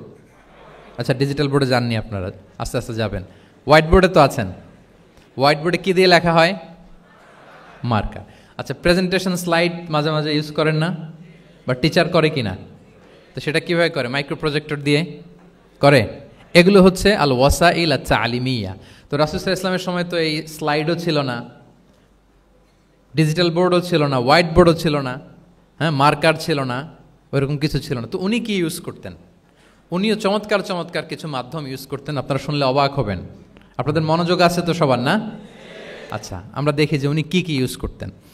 উনি অনেক ধরনের ভিজুয়াল ডেমনস্ট্রেশন করতেন। ভিজুয়াল ডেমনস্ট্রেশন মানে যেটা আপনি চোখ দিয়ে দেখে শিখে ফেলবেন, বুঝে যাবেন। হ্যাঁ, visual demonstration. Physical gesture use করে এটা করতেন। ফিজিক্যাল জেস্চার, অঙ্গভঙ্গি, বাংলা কি বলে? অঙ্গভঙ্গি। রাসূল সাল্লাল্লাহু আলাইহি ওয়াসাল্লাম, এটাতে তো আর কিছু আধুনিক বিজ্ঞান আইটি তো লাগতেছে না, কি বলেন? আমার হাত পা দিয়ে আমি একটা কিছু বোঝাচ্ছি। তো রাসূল সাল্লাল্লাহু আলাইহি ওয়াসাল্লাম কিন্তু এটা করতেন। একবার তিনি ইয়াতিমের রক্ষণাবেক্ষণ যারা করে তাদের মর্যাদা কত, ফজিলত কত, এটা বোঝাতে যে একবার তিনি বলতেছেন, আনা ওয়া কাফিলুল ইয়াতিমি ফিল জান্নাতি কাহাতাইন, আমি এবং এতিমের রক্ষণাবেক্ষণকারী জান্নাতে ঠিক এইভাবে থাকবো। এইভাবে থাকবো মানে খুব কাছাকাছি থাকবো। He will be my neighbour, very close neighbour. এবং বোঝাতে যে এই যে উস্তা আর সাব্বাবা, দুই আঙ্গুল এভাবে, এই আঙ্গুল থেকে এই আঙ্গুলের দূরত্ব কতটুকু? 1 মাইল নাকি কত? একেবারে কাছে।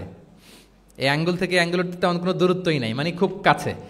এটা দিয়ে তিনি বুঝালেন, আমি এবং এতিমের রক্ষণাবেক্ষণকারী ঠিক এভাবে থাকবো যেভাবে এই দুটো আঙ্গুল কাছাকাছি। আল্লাহু আকবার। তাহলে এই যে ফিজিক্যাল জেস্চার ইউজ করলেন কিনা, অঙ্গভঙ্গি, এটাকে বলে ভিজুয়াল ডেমনস্ট্রেশন। কি বলে? Visual demonstration. এবং রিসার্চাররা বলতেছেন যে approximately 80% of human learning comes through the visual demonstration. মানে আইজ দিয়ে, চোখ দিয়ে আমরা আমাদের শেখার 80% শিখে ফেলি। আমাদের শিখনের অলমোস্ট 80% আমরা দেখে দেখে শিখি। তাহলে রাসূল সাল্লাল্লাহু আলাইহি ওয়াসাল্লাম ভিজুয়াল ডেমনস্ট্রেশন করলেন, আনা ওয়া কাফিলুল ইয়াতীমি ফিল জান্নাতি কাহাতাইন। আচ্ছা, আরও দেখি, হাদিসে এরকম আরও পাওয়া যায়। আমরা যে মুমিনরা ভাই ভাই, বিভিন্ন হাদিসে বিভিন্ন টেক্সটে রাসূল সাল্লাল্লাহু আলাইহি ওয়াসাল্লাম বলেছেন। এটা ইসলামের একটা খুব মৌলিক কথা, আমরা সবাই জানি না? আমরা সবাই কি? এই অডিটোরিয়ামে আমরা যারা বসে, আমরা সবাই কি? আল মুমিনু আখুল মুসলিম, একে অপরের ভাই। আমাদের মধ্যে আবার আরেকটা সমস্যা আছে, আমরা দেখা যায় যে প্রত্যেকে যেই দল করে ওই দলের এরা ভাই ভাই আর কি, এরকম। এই হাদিসের একটা নিজস্ব অর্থ বলয় আমরা করে নিয়েছি যে ভাই ভাই ঠিক আছে, বাট আমি এই দলের, সো আমরা ভাই ভাই। আচ্ছা, ওরা ওই দল, তো ওরা কি নিজেরা নিজেরা আসলে কি এই ভাই ভাই নাকি? না, যারাই কালেমা শাহাদাতে বিশ্বাসী, যারা আমাদের কেবলাকে কেবলা মানে, যারা ঈমান এনেছে, তারা সবাই আমরা কি? ভাই ভাই। এই যে আমাদের ভ্রাতৃত্বের বন্ধনটা যে খুব অটুট এবং মজবুত, সুদৃঢ়, এটা বোঝানোর জন্য রাসূল ইসলাম একবার বললেন, আল মুমিনু লিল মুমিনি কাল বুনিয়ান। মুমিন যে ভাই ভাই, এই ভ্রাতৃত্বের বন্ধন হচ্ছে সুদৃঢ় প্রাচীরের মতো। ইয়াশুদ্দু বা'দুহু বা'দা, one side strengthening the other. একটা বড় প্রাচীর, যেমন এই বিল্ডিংটা যেমনি এই পাশ ওই পাশটাকে মজবুত করে ধরে রেখেছে, ওই পাশ যেমনি এটাকে মজবুত করে ধরে ঠায় দাঁড়িয়ে আছে বছরের পর বছর, যুগের পর যুগ। রাসূল সাল্লাল্লাহু আলাইহি ওয়াসাল্লাম বললেন, মুমিন যে ভাই ভাই, তাদের সম্পর্কটা এরকম সুদৃঢ়। কতটা সুদৃঢ়? এটা বলতে যে ওয়াশাব্বাকা বাইনা আসওয়াবিহি, তিনি হাতের এই 5 আঙ্গুল, এই 5 আঙ্গুলের ভেতরে ঢুকাই দিলেন। এরকম ধরেন তো একটু সবাই। আচ্ছা, ঢুকিয়ে একটু চাপ দেন। এখন ব্যাপারটা অনেক মজবুত হয়ে গেল না? হ্যাঁ, কেউ চাইলে কি সহজে ছোটাতে পারবে? না। তাহলে এই যে আরেকটা ভিজুয়াল ডেমনস্ট্রেশন পাইছেন, পেয়েছেন? ফিজিক্যাল জেস্চার, অঙ্গভঙ্গি করে তিনি বুঝাইলেন যে আমাদের ভ্রাতৃত্বটা এইরকম মজবুত। মানে ওনার কাছে যা ছিল ওইটা বুঝাতে যে তিনি এই ফিজিক্যাল জেস্চারটা নিয়েছেন যে মুমিন ভাই ভাই এবং আমাদের ভ্রাতৃত্বের বন্ধনটা ঠিক এরকম মজবুত, লাইক দিস। তাহলে এটাকে বলে ভিজুয়াল ডেমনস্ট্রেশন, যেহেতু এতে করে সাহাবারা সহজে বুঝতো, এটা দিয়ে সহজে বুঝলো। আবার মাঝে মাঝে তিনি ড্রয়িং করেছেন। আমাদের মতো ডিজিটাল সিস্টেমে ড্রয়িং করে না, এখন তো খুব ইজি। তো তিনি কীভাবে ড্রয়িং করেছেন, একবার সাহাবিদেরকে নিয়ে তিনি মরুভূমির মাঝখানে খেজুরের ডাল নিয়ে একটা স্ট্রেট লাইন, সরল রেখা আঁকলেন। খাত্তা লানা রাসূলুল্লাহ সাল্লাল্লাহু আলাইহি ওয়াসাল্লাম খাত্তান, আল্লাহ রাসূল সাল্লাল্লাহু আলাইহি ওয়াসাল্লাম মরুভূমিতে খেজুরের ডাল দিয়ে টেনে একটা স্ট্রেট লাইন, মানে সরল রেখা আঁকলেন। একে বললেন হাযা সাবিলুল্লাহ, এটা হচ্ছে আল্লাহর রাস্তা, মানে সিরাতুম মুস্তাকিম। এরপরে এই স্ট্রেট লাইন, সরল রেখার ডানে বায়ে ছোট ছোট অনেকগুলো দাগ কাটলেন খেজুরের ডাল দিয়ে, আর বললেন হাযিহি সুবুলুশ শাইতান, এগুলো হচ্ছে শয়তানের রাস্তা। ফি কুল্লি সাবিলিন শাইতান, এই প্রত্যেকটা রাস্তায় একটা করে শয়তান থাকে, সে তার শয়তানি কাজের হাতছানি তোমাদের দেয়। তাহলে খেজুরের ডাল দিয়ে একটা স্ট্রেট লাইন, সরল রেখা করে বললেন এটা সিরাতুম মুস্তাকিম, সাবিলুল্লাহ, আর ডানে বায়ে ছোট ছোট দাগ কেটে বললেন এগুলো হচ্ছে সাবিলুশ শয়তান। ওই পথে, শয়তানের হাতছানি দেয়া পথে কভু যাওয়া যাবে বরং সিরাতুল মুস্তাকিমে থাকা লাগবে। তাহলে এই যে ভিজুয়াল ডেমনস্ট্রেশন ব্যাপারটা ক্লিয়ার হয়েছে না? কাফিলুল ইয়াতিমি কাহাতাইন শাব্বাকা বাইনা আসাবিহি খাত্তালানা রাসূল সাল্লাল্লাহু আলাইহি ওয়াসাল্লাম খাত্তান। তাহলে এভাবে ওনার সাধ্যের নাগালে যা যা ছিল সাহাবাদেরকে আরও বুঝাতে ভালো করে, হ্যাঁ, to clarify the issue, to visualise the matter, রাসূল সাল্লাল্লাহু আলাইহি ওয়াসাল্লাম এগুলোর ব্যবহার করেছেন। আচ্ছা, এরপর মাঝে মাঝে সাহাবীদের মস্তিষ্কের যাতে ব্যায়াম হয়, শিক্ষার্থীর কল্পনার জগতে কোনো কিছু চিত্রায়িত করা, এতে করে মস্তিষ্কের ব্যায়াম হয় আর কি, to enhance the power of imagination, আপনার ইমাজিনারি পাওয়ারকে ডেভেলপ করবার জন্য। রাসূল ইসলাম হাদিসে এরকম অনেক কথা বলেছেন যে তোমরা একটু ভাবো তো, এরকম হইলে কেমন হয়, এমন হইলে কেমন হয়, তেমন হইলে কেমন হবে। এই কথাগুলো যখন বলতেন সাহাবারা ভাবনার জগতে হারিয়ে যেত, ভাবতেন, কল্পনার রাজ্যে হারিয়ে যেতেন, ওনাদের মস্তিষ্কের ব্যায়াম হতো, তাদের যে ইমাজিনেশনের যে পাওয়ার এটা ডেভেলপ করতো, এমনটা পাওয়া যায়। রাসূল ইসলাম একবার বললেন, আরাআইতুম লাউ আন্না নাহরান বিবাবি আহাদিকুম ইয়াগতাসিলু মিনহু কুল্লা ইয়াউমিন খামসা মাররাতিন হাল ইয়াবকা মিন দারানিহি শাই। আচ্ছা বলো তো, তোমরা একটু ভাবো তো, কল্পনার রাজ্যে হারিয়ে যাও, ভেবে দেখো তো, ধরো যে তোমার বাড়ির সামনে একটা ঝর্ণাধারা আছে বা একটা চমৎকার লেক আছে যেখানে স্বচ্ছ স্ফটিক পানি, তুমি যদি প্রতিদিন ওই ঝর্ণায় যে বা ওই লেকে নেমে 5 বার গোসল করো, তোমার গায়ে কোনো ময়লা থাকবে আর? সাহাবারা কল্পনা করে বলে না, মনে মনে ভাবতেছে যে গোসল করতেছে, 5 বার গোসল করার পরে আর আমার গায়ে দুর্গন্ধ, ঘামের গন্ধ থাকবে কি করে? না, কোনো ময়লা থাকবে না। সাহাবারা বলল, লা ইয়া রাসূলুল্লাহ লা ইয়াবকা মিন দারানিহি শাই। রাসূল ইসলাম তখন বলেন, ফাকাযালিকা মাসালু সলাওয়াতিল খামস, এটা হচ্ছে 5 ওয়াক্ত সালাতের দৃষ্টান্তের মতো, ইয়ামহুল্লাহু বিহিন্নাল খাতায়া। কারো ঘরের সামনে যদি একটা স্বচ্ছ লেক থাকে, পানির ফোয়ারা, সে যদি 5 বার গোসল করে তার গায়ে যেমনি কোনো দুর্গন্ধ, ময়লা, আবর্জনা কিছু থাকে না, কেউ যখন 5 ওয়াক্ত সালাত আদায় করে তখন এই সালাতও তার সব গুনাহগুলোকে ধুয়ে মুছে এরকম পাক পবিত্র সাফ করে দেয়। সুবহানাল্লাহ। বুঝে গেলেন যে সালাওয়াতুল খামস কিভাবে আমাদের পাপ মুছে ক্লিন করে, আমাদেরকে কিভাবে ক্লিনজিং করে, এটা সাহাবারা ইজিলি বুঝে গেলেন।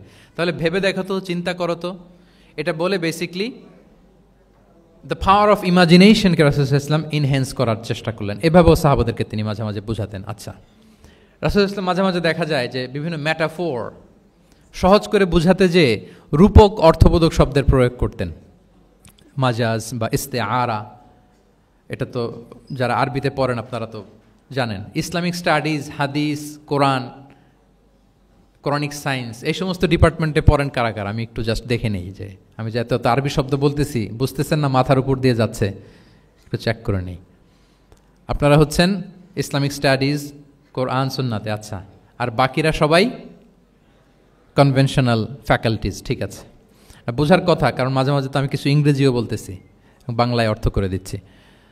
তো মাজাজ বা ইস্তেআরা মানে হচ্ছে ম্যাটাফোর, কোনো জিনিসকে আরও সহজ করে বোধগম্যময় করতে রাসূল সাল্লাল্লাহু আলাইহি ওয়াসাল্লাম এই ম্যাটাফোরকে ইউজ করতেন।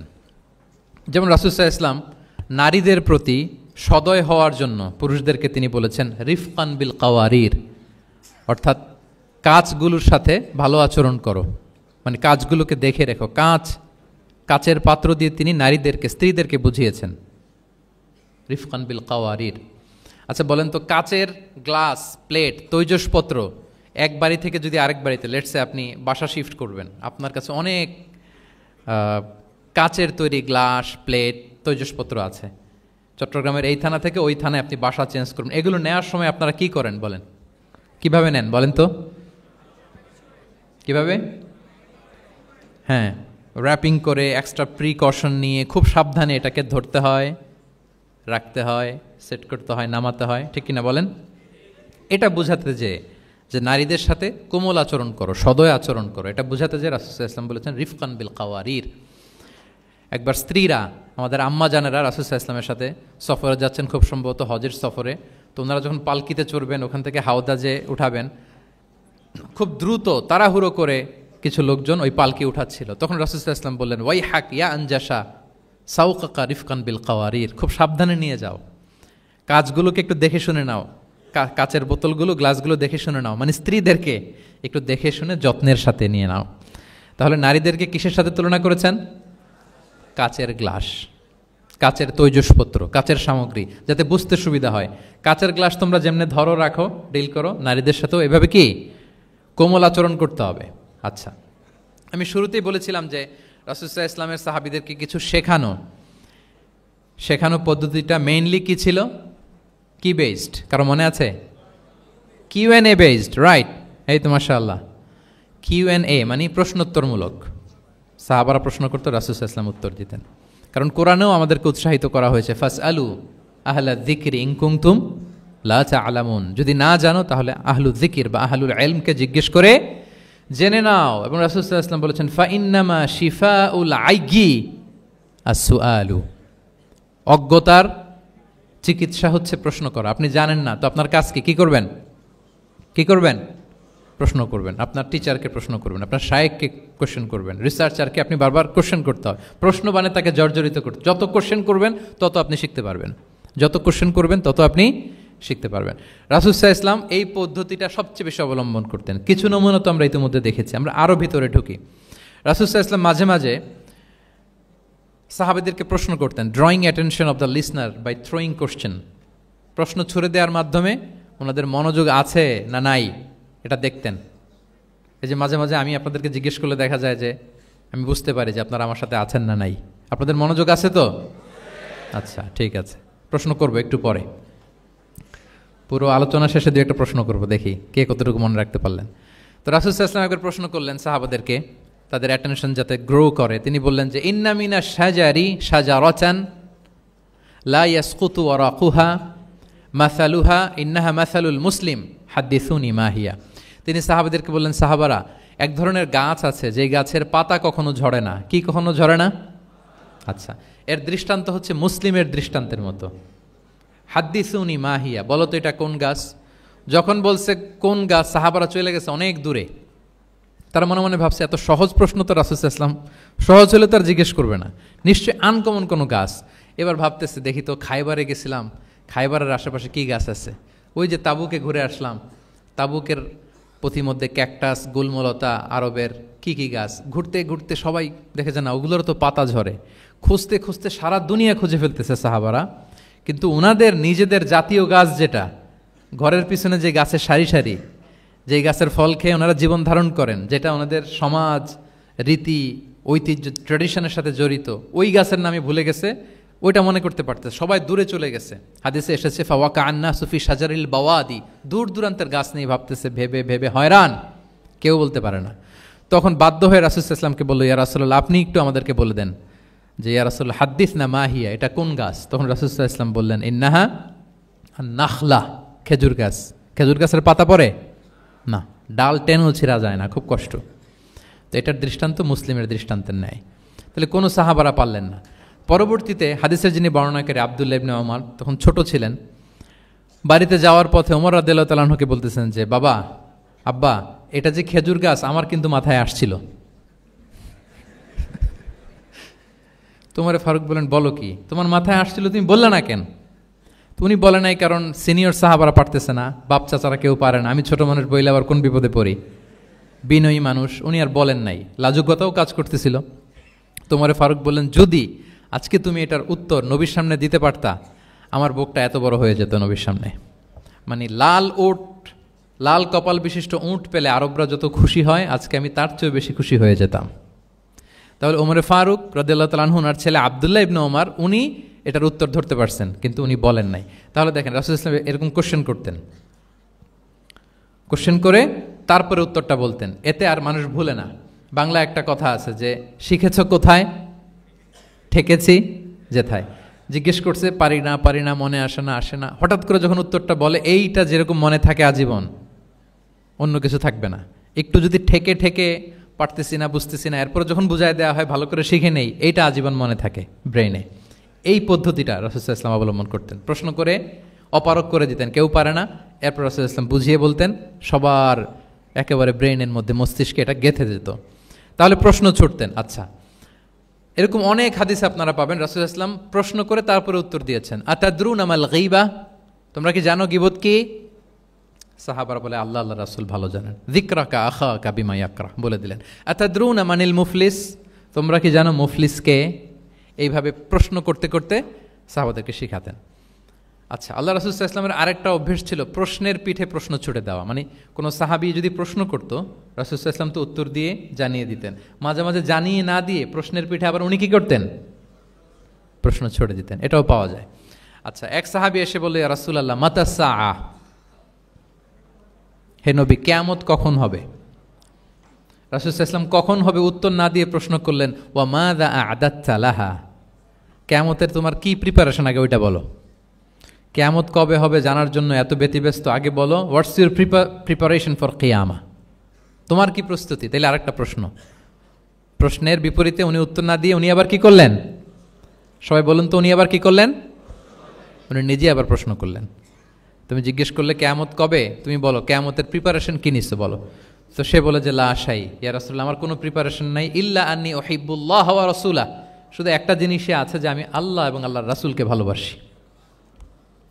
রাসূল সাল্লাল্লাহু আলাইহি ওয়াসাল্লাম বললেন, আনতা মা আমান আহবাবতা, তুমি যাদেরকে ভালোবাসো তাদের সাথেই জান্নাতে থাকবে। আল্লাহ আল্লাহ রাসূলকে ভালোবাসো, তাদের সাথে তুমি কই থাকবে, জান্নাতে থাকবে। তাহলে প্রশ্নের পিঠে প্রশ্ন ছুড়ে দেওয়া। এরপর একই প্রশ্নের জবাবে ভিন্ন ভিন্ন জনকে ভিন্ন ভিন্ন উত্তর দিয়েছেন রাসূল সাল্লাল্লাহু আলাইহি ওয়াসাল্লাম। এটাকে এডুকেশনের ভাষায় বলে পার্সোনালাইজেশন। কি বলে, মানে যার যেটা লাগবে। শিক্ষক ভালো বুঝে, কয়েকটা ক্লাস নিলে উনি বুঝে ফেলে যে কার রিসিভিং ক্যাপাসিটি কদ্দূর, কার কোনটাতে ঘাটতি, কার কোনটাতে সমস্যা। একজন আদর্শ শিক্ষক, একজন চৌকস শিক্ষক, তিনি খুব সহজে এটা ধরে ফেলেন। তো রাসূল সাল্লাল্লাহু আলাইহি ওয়াসাল্লাম he was a very good observer. তিনি বুঝে ফেলতেন যে কার কোনটায় ঘাটতি, ফলে একই প্রশ্নের উত্তর উনি এক একজনকে এক একভাবে দিতেন। কেন? Based on the need of the addressee, যার যেটা দরকার ওইটার উপর গুরুত্ব আরোপ করে, যার যেটাতে ঘাটতি আছে সেটাতে গুরুত্ব আরোপ করে তিনি এক একজনকে কী করতেন, এক এক রকম উত্তর। অনেক সাহাবারা এরকম প্রশ্ন করেছেন যে আইয়ুল আমালি আফদাল ইয়া রাসূলুল্লাহ, সবচেয়ে শ্রেষ্ঠ আমল কোনটা? তিনি এক একজনকে এক একটা বলেছেন। কখনো বলেছেন যে আল্লাহর উপর ঈমান আনা, আল ঈমানু বিল্লাহি ওয়াহদা। কাউকে বলেছেন যে আল জিহাদ ফি সাবিলিল্লাহ, কাউকে বলেছেন আস-সালাতু ফি ওয়াক্তিহা, অন টাইমে সালাত পড়া। তার মানে যার যেটাতে ঘাটতি ছিল। কাউকে বলেছেন বিররুল ওয়ালিদাইন, কারণ তিনি দেখেছেন তার সাথে তার মা বাবার সম্পর্কে একটু ঘাটতি আছে, তারা এটা বলি, কারণ সবগুলোই ভালো কাজ, সবগুলোই কি ভালো কাজ। তাহলে যার যেটাতে ঘাটতি আছে সেটাতে গুরুত্ব আরোপ করা, এটা রাসূল সাল্লাল্লাহু আলাইহি ওয়াসাল্লাম করেছেন। মাঝে মাঝে রাসূল সাল্লাল্লাহু আলাইহি ওয়াসাল্লাম সাহাবীদেরকে, মানে শিক্ষার্থীদেরকে উত্তর জানার জন্য ব্যাপকভাবে আগ্রহী করে তুলতেন। হ্যাঁ, এটা আরবিতে বলে তাশওয়ীকুস সামিঈন ইলা মা'রিফাতিল জাওয়াব, উত্তর শোনানোর জন্য আগ্রহী করে তোলা। সেক্ষেত্রে মাঝে মাঝে তিনি একটা দুটা শব্দ ইউজ করতেন। কীরকম? যেমন আওয়ালা আদুল্লুকুম, অথবা আলা উখবিরুকুম, আমি কি তোমাদের বলবো না। এটা বললে সাহাবারা বলতেন, বলেন বলেন ইয়া রাসূলুল্লাহ, অবশ্যই বলবেন, বালা ইয়া রাসূলুল্লাহ। আওয়ালা উখবিরুকুম, আমি কি তোমাদের জানিয়ে দিব না। সাহাবারা বলতেন, ইয়া রাসূলুল্লাহ, অবশ্যই আপনি আমাদের জানিয়ে দিবেন। যেমন তিনি বললেন যে কেউ জান্নাতে যাবে না মুমিন হওয়া ছাড়া, কেউ ইমানদার হতে পারবে না যতক্ষণ না একে অপরকে তোমরা ভালো না বাসো। তাহলে তো এটা গুরুত্বপূর্ণ বিষয়। একে অপরকে ভালো না বাসলে নাকি মুমিনই হওয়া যাবে না, আর মুমিন না হলে তো জান্নাতেই যাওয়া যাবে না। তখন রাসূল সাল্লাল্লাহু আলাইহি ওয়াসাল্লাম বললেন, আওয়ালা আদুল্লুকুম আলা শাইইন ইযা ফাআলতুমুহু তাহাবাবতুম, আমি কি তোমাদেরকে বলবো না এমন একটা আমলের কথা যেটা করলে তোমাদের পারস্পরিক হৃদ্যতা বাড়বে, ভালোবাসা বাড়বে। তখন তিনি বললেন, সেটা কি? আফশুস সালামা বাইনাকুম, তোমাদের মাঝে ব্যাপক সালামের প্রসারণ করো, সালামের প্রসার করো, একে অপরকে বেশি বেশি সালাম দাও। ব্যাপারটাকে এইভাবে প্রেজেন্ট না করে উনি যদি বলতেন সাহাবারা বেশি বেশি সালাম দিও, এটা সওয়াবের কাজ অনেক। এটা হচ্ছে একটা প্রেজেন্টেশন। আর একটা হচ্ছে এমনভাবে এটাকে উপস্থাপন করা যে মুমিন না হলে জান্নাতে যাবা না, আর একে অপরকে ভালো না বাসলে মুমিন হতে পারবে না। তোমরা কি জানো কি করলে একে অপরের মধ্যে ভালোবাসা বাড়ে? এরপর রাসূল সাল্লাল্লাহু আলাইহি ওয়াসাল্লাম বলতেন যে সালাম দেওয়ার মাধ্যমে ভালোবাসা বাড়বে। আচ্ছা, মাঝে মাঝে ব্যবহার করতেন আলা উখবিরুকুম, আলা উখবিরুকুম, আমি কি তোমাদেরকে জানাবো না। একবার রাসূল সাল্লাল্লাহু আলাইহি ওয়াসাল্লাম বললেন, আলা উখবিরুকুম বিআফদালা মিন দারাজাতিস সিয়ামি ওয়াস সালাতি ওয়াস সাদাকা, আমি কি তোমাদের জানাবো না যে নামাজ, রোজা, সাদাকার চেয়েও বেশি ফজিলতের একটা আমল আছে, সেটা কি আমি কি তোমাদের জানাবো না। সাহাবারা বললেন, ক্বালু বালা ইয়া রাসূলুল্লাহ, হে আল্লাহর রাসূল, অবশ্যই জানাবেন, অবশ্যই জানাবেন, কারণ নামাজের চেয়েও বেশি গুরুত্বপূর্ণ, সাদাকার চেয়েও বেশি গুরুত্বপূর্ণ, সিয়ামের চাইতেও বেশি গুরুত্বপূর্ণ আমল। সেটা কি? তখন রাসূল সাল্লাল্লাহু আলাইহি ওয়াসাল্লাম বললেন, সেটা হচ্ছে ইসলাহু যাতিল বাইন, বিবাদমান দুই গ্রুপকে মিলিয়ে দেয়া, বিবাদমান দুই ব্যক্তিকে মিলিয়ে দেয়া। এটা নফল নামাজ, নফল সাদাকা, নফল রোজার চেয়েও বেশি কি ফজিলতপূর্ণ, বেশি গুরুত্বপূর্ণ। আমরা তো মনে করি শুধু নামাজ পড়লেই বোধহয় আমি অনেক সওয়াব পেলাম, রোজা রাখলেই সওয়াব পেলাম, শুধু জিকির করলে সাদাকা করলেই সওয়াব পেলাম।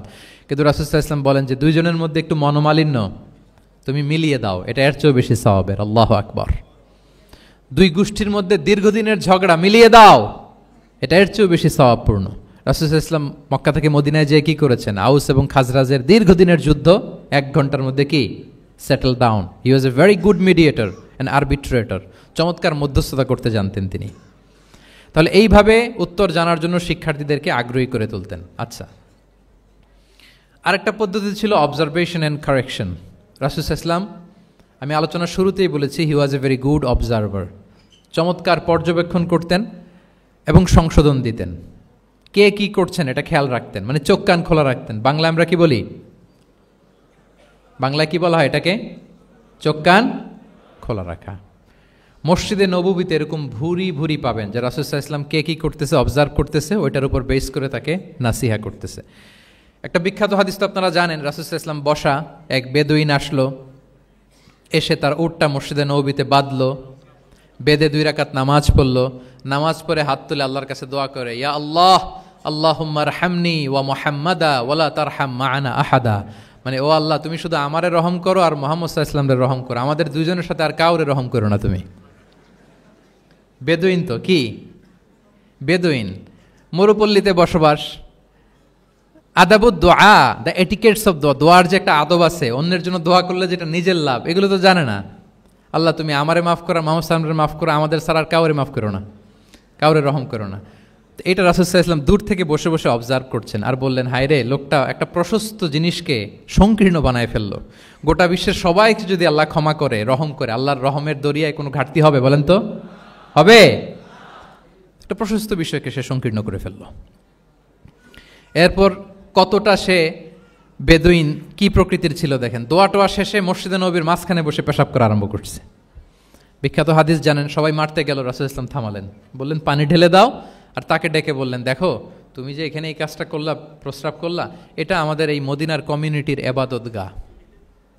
এখানে এই কমিউনিটির লোকেরা নামাজ পড়ে, আল্লাহর জিকির করে, আল্লাহর কিতাব তেলাওয়াত করে, এটা কি ঠিক হলো তোমার? সে তো লজ্জায় অনুতপ্ত হয়ে কাচুমাচু। তাহলে এই যে অবজারভেশন করতেন এবং কারেকশন করতেন। আবার একদিন মসজিদে নববীতে বসা এক সাহাবী এসে নামাজ পড়লেন। নামাজ রাসূল সাল্লাল্লাহু আলাইহি ওয়াসাল্লাম দূর থেকে দেখতেছেন লোকটা কি করে।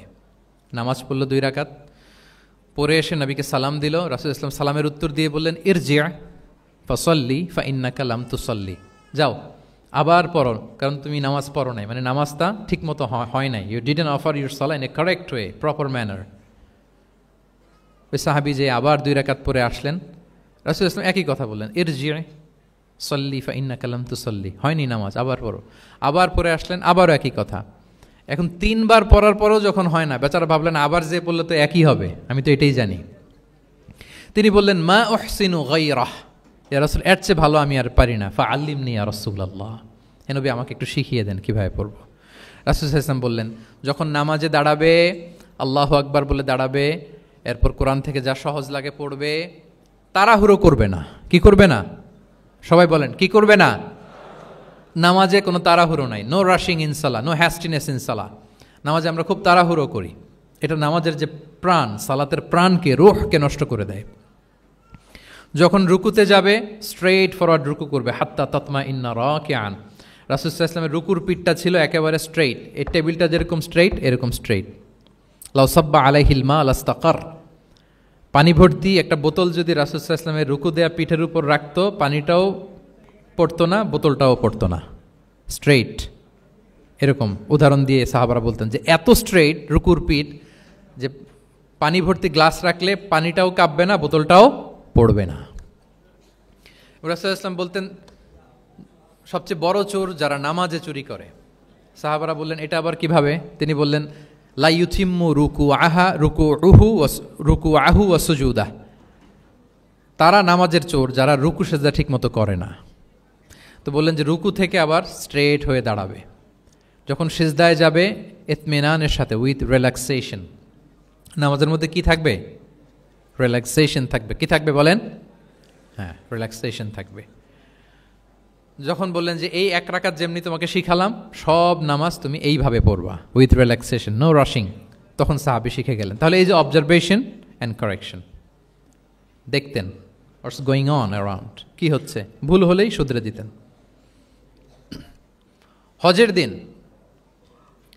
উনি ওটের সামনে বসা, পেছনে ফদল ইবনে আব্বাস রাদিয়াল্লাহু তাআলা আনহু, আব্দুল্লাহ ইবনে আব্বাসের ভাই, রাসূল সাল্লাল্লাহু আলাইহি ওয়াসাল্লামের কাজিন, রাসূল সাল্লাল্লাহু আলাইহি ওয়াসাল্লামের কি কাজিন। তো রাসূল সাল্লাল্লাহু আলাইহি ওয়াসাল্লাম বিভিন্ন মাসআলার উত্তর দিচ্ছেন। কি করতেছেন? মাসআলার উত্তর দিচ্ছেন। রাসূল সাল্লাল্লাহু আলাইহি ওয়াসাল্লাম হজ করেছিলেন কয়টা বলেন তো দেখি, কে জানে?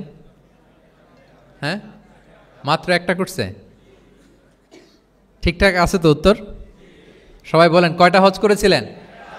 হ্যাঁ, আসলে রাসূল সাল্লাল্লাহু আলাইহি ওয়াসাল্লাম কেবলমাত্র জীবনে কয়টা হজ করেছেন? একটা হজ করেছেন, 4টা উমরা করেছেন। আচ্ছা, এবার যেহেতু একটা হজ করেছেন, মানুষের অনেক ভুল হয়ে যাওয়া তো খুব স্বাভাবিক, কি বলেন? স্বাভাবিক না? স্বাভাবিক। ফলে 10 জিলহজ, যেটা ভেরি হ্যাকটিক ডে, একদিনে অনেক কাজ করতে হয়, 5টা কাজ। জামরায় স্টোনিং করতে হয়, পাথর মারো, স্লটার করো, প্রাণী জবাই করো, মাথার চুল ফেলে দাও, আবার চলে যায় মক্কায়, ফরজ তাওয়াফ করো, সাই করো, ফিরে আসো। এই যে 5টার সিকোয়েন্স অনেকে রাখতে পারে না, ভুল করে ফেলে। এখন 1400 বছর পরে, মুআল্লিমরা এত তালিমের পরেও আমরা ভুল করে ফেলি। তাহলে ওই সময় কি হয়েছিল বলেন? এটা ছিল প্রথম হজ।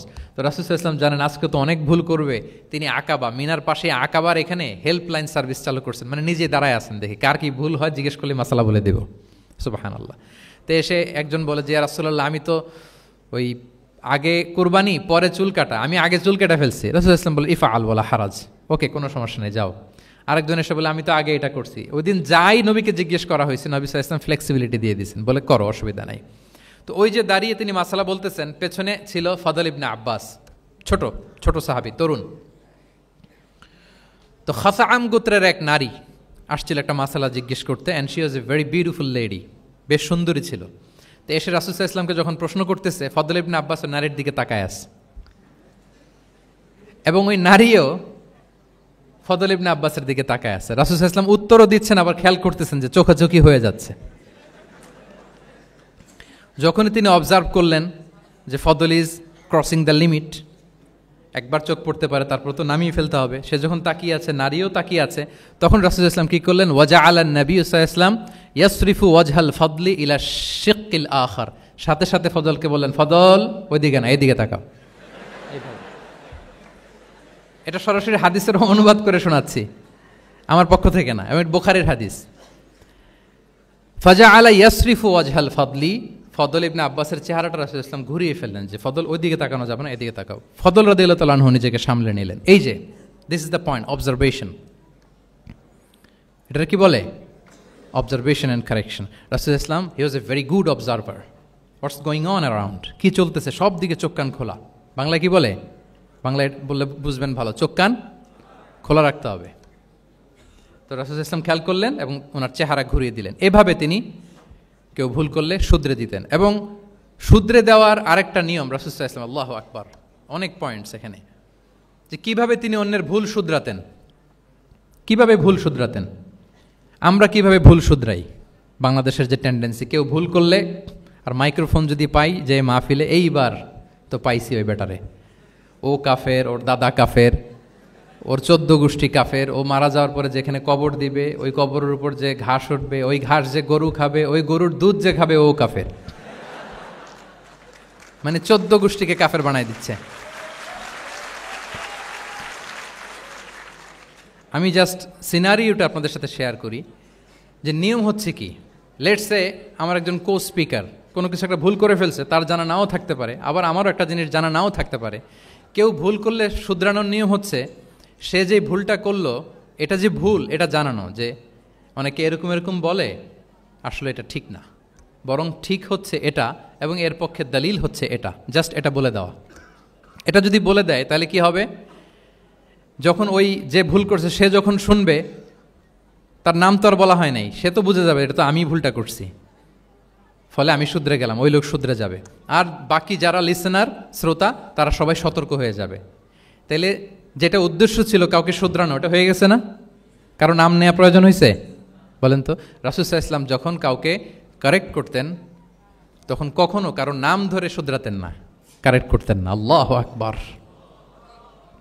নাম ধরে শুধরাতেন না, পাছে না সে লজ্জা পেয়ে যায়, পাচ্ছে না, সে বিব্রত হয় মানুষের সামনে। সুবহানাল্লাহ। অন্যের রাইটস, অন্যের ব্যক্তিত্বের ব্যাপারে কতটা মর্যাদাশীল ছিলেন। কারণ কারো নাম ধরে তো আমার শুধরানোর দরকার নেই, এটা যে ভুল সোসাইটিকে এটা জানালেই হবে। তাহলে যে ভুল করছে সে শুধরে গেল, বাকিরা সতর্ক হয়ে গেল, ঠিক না? আচ্ছা, 3 সাহাবী মিলে একবার ভাবলো রাসূল সাল্লাল্লাহু আলাইহি ওয়াসাল্লাম বাড়িতে কি কি আমল করে, আমরা একটু আম্মাজানদের জিজ্ঞেস করি, তাহলে আমরাও আমাদের আমল একটু বাড়াবো। যে জিজ্ঞেস করলো যে আম্মাজানারা একটু বলেন তো উনি বাসায় কি কি আবাদত করে, কতটুকু কোরআন পড়ে, তাহাজ্জুদ কেমনে পড়ে। আম্মাজানরা বর্ণনা দিলেন। বর্ণনা শোনার পরে কান্নাহুম তাকাল্লুহা, ওনাদের কাছে একটু কম মনে হইলো, মানে অনেক এক্সপেকটেশন নিয়ে আসছিল। তারা ভাবছিল মানে রাতে ঘুমাই না, সারা রাত তাহাজ্জুদ আর কান্নাকাটি করে রাসূল ইসলাম কাটায় দেয়, তাদের এরকম একটা ধারণা ছিল। কিন্তু এসে শুনে যে না, আসার পরে নাকি ঘুমোতে যায়, অনেকক্ষণ ঘুমিয়ে সেই মাঝরাতে নাকি ওঠে। যা যা বর্ণনা শুনলো কান্নাহুম তাকাল্লুহা, এদের কাছে একটু কম মনে হলো। তো একজন বলতেছে আরে কম না, আইনা নাহনু মিন রাসূলিল্লাহ, কোথায় আল্লাহ রাসূল আর কোথায় আমরা। গফির লাহু মা তাকদ্দামা মিন যামবিহি ওয়া মা তাআখার, ওনার তো আগের পরের সব গুনাহই মাফ। আদতে তো গুনাহই নাই, নবীরা তো মাসুম। তো ওনার সাথে কি আমাদের তুলনা, আমাদের এত কম করলে হবে না, তো কি করতে হবে? একজন বলে যে আজকে থেকে আমি আর ঘুমাবোই না সারা রাত তাহাজ্জুদ পড়বো। আচ্ছা, আরেকজন বলে আমি আর না খেয়ে মানে রোজা ছাড়া থাকবো না, আমি সওমে ভিসাল করব, সারা বছর রোজা রাখবো, যা করে আল্লাহ, রোজা থামাবো না, আমি রেগুলার রোজা রেখেই যাব। আচ্ছা, আরেকজন বলে আমি আর আমার স্ত্রীদের কাছেই যাব না, আমি সন্ন্যাসী জীবন নিয়ে নিলাম, আমি সন্ন্যাসী থাকবো, স্ত্রীদের সাথে মেলামেশাতে এই আমি যাব না, আমি এটা থেকে বিরত থাকবো। এই কথা যখন রাসূল সাল্লাল্লাহু আলাইহি ওয়াসাল্লামের কানে গেল, রাসূল সাল্লাল্লাহু আলাইহি ওয়াসাল্লাম রেগে গেলেন। রেগে গিয়ে সাহাবীদেরকে জড়ো করলেন। জড়ো করে তিনি বলতে আরম্ভ করলেন, তিনি বললেন আনতুমুল্লাযীনা কুলতুম কাযা ওয়া কাযা, আচ্ছা তোমাদের মধ্যে কে কে নাকি এরকম এরকম বলছে।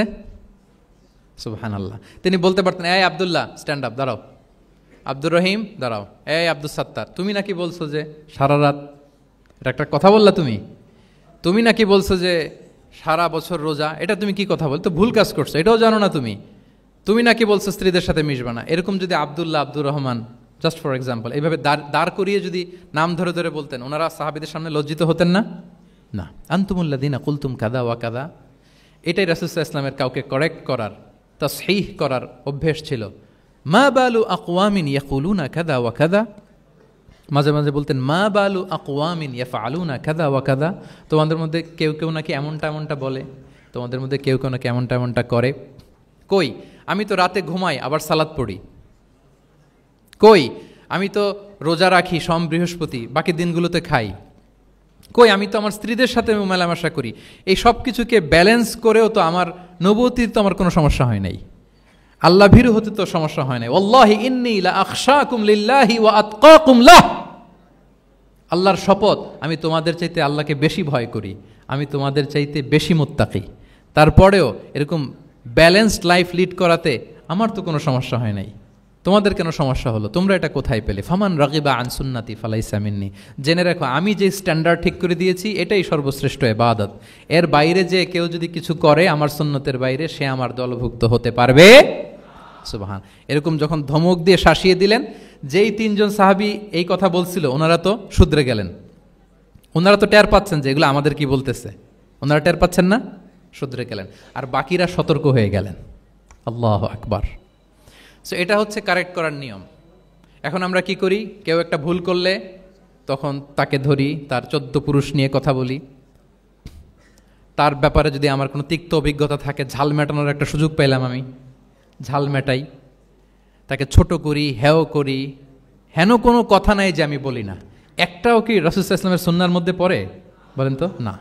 তাহলে মন গড়া পদ্ধতিতে আমরা কাউকে সংশোধন করতে চাচ্ছি না, আর এইভাবে করলে সংশোধন হবেও না। সে মানবিক কারণেই তার ইগোইস্টিক প্রবলেম চলে আসবে যে সে আমাকে ছোট করলো, আমার নাম ধরে সে এত মানুষের সামনে অপমান করলো, সে হয়তো শুধরানোর যে রাস্তাটা ছিল ওইটাও বন্ধ হয়ে গেল, ঠিক কিনা বলেন?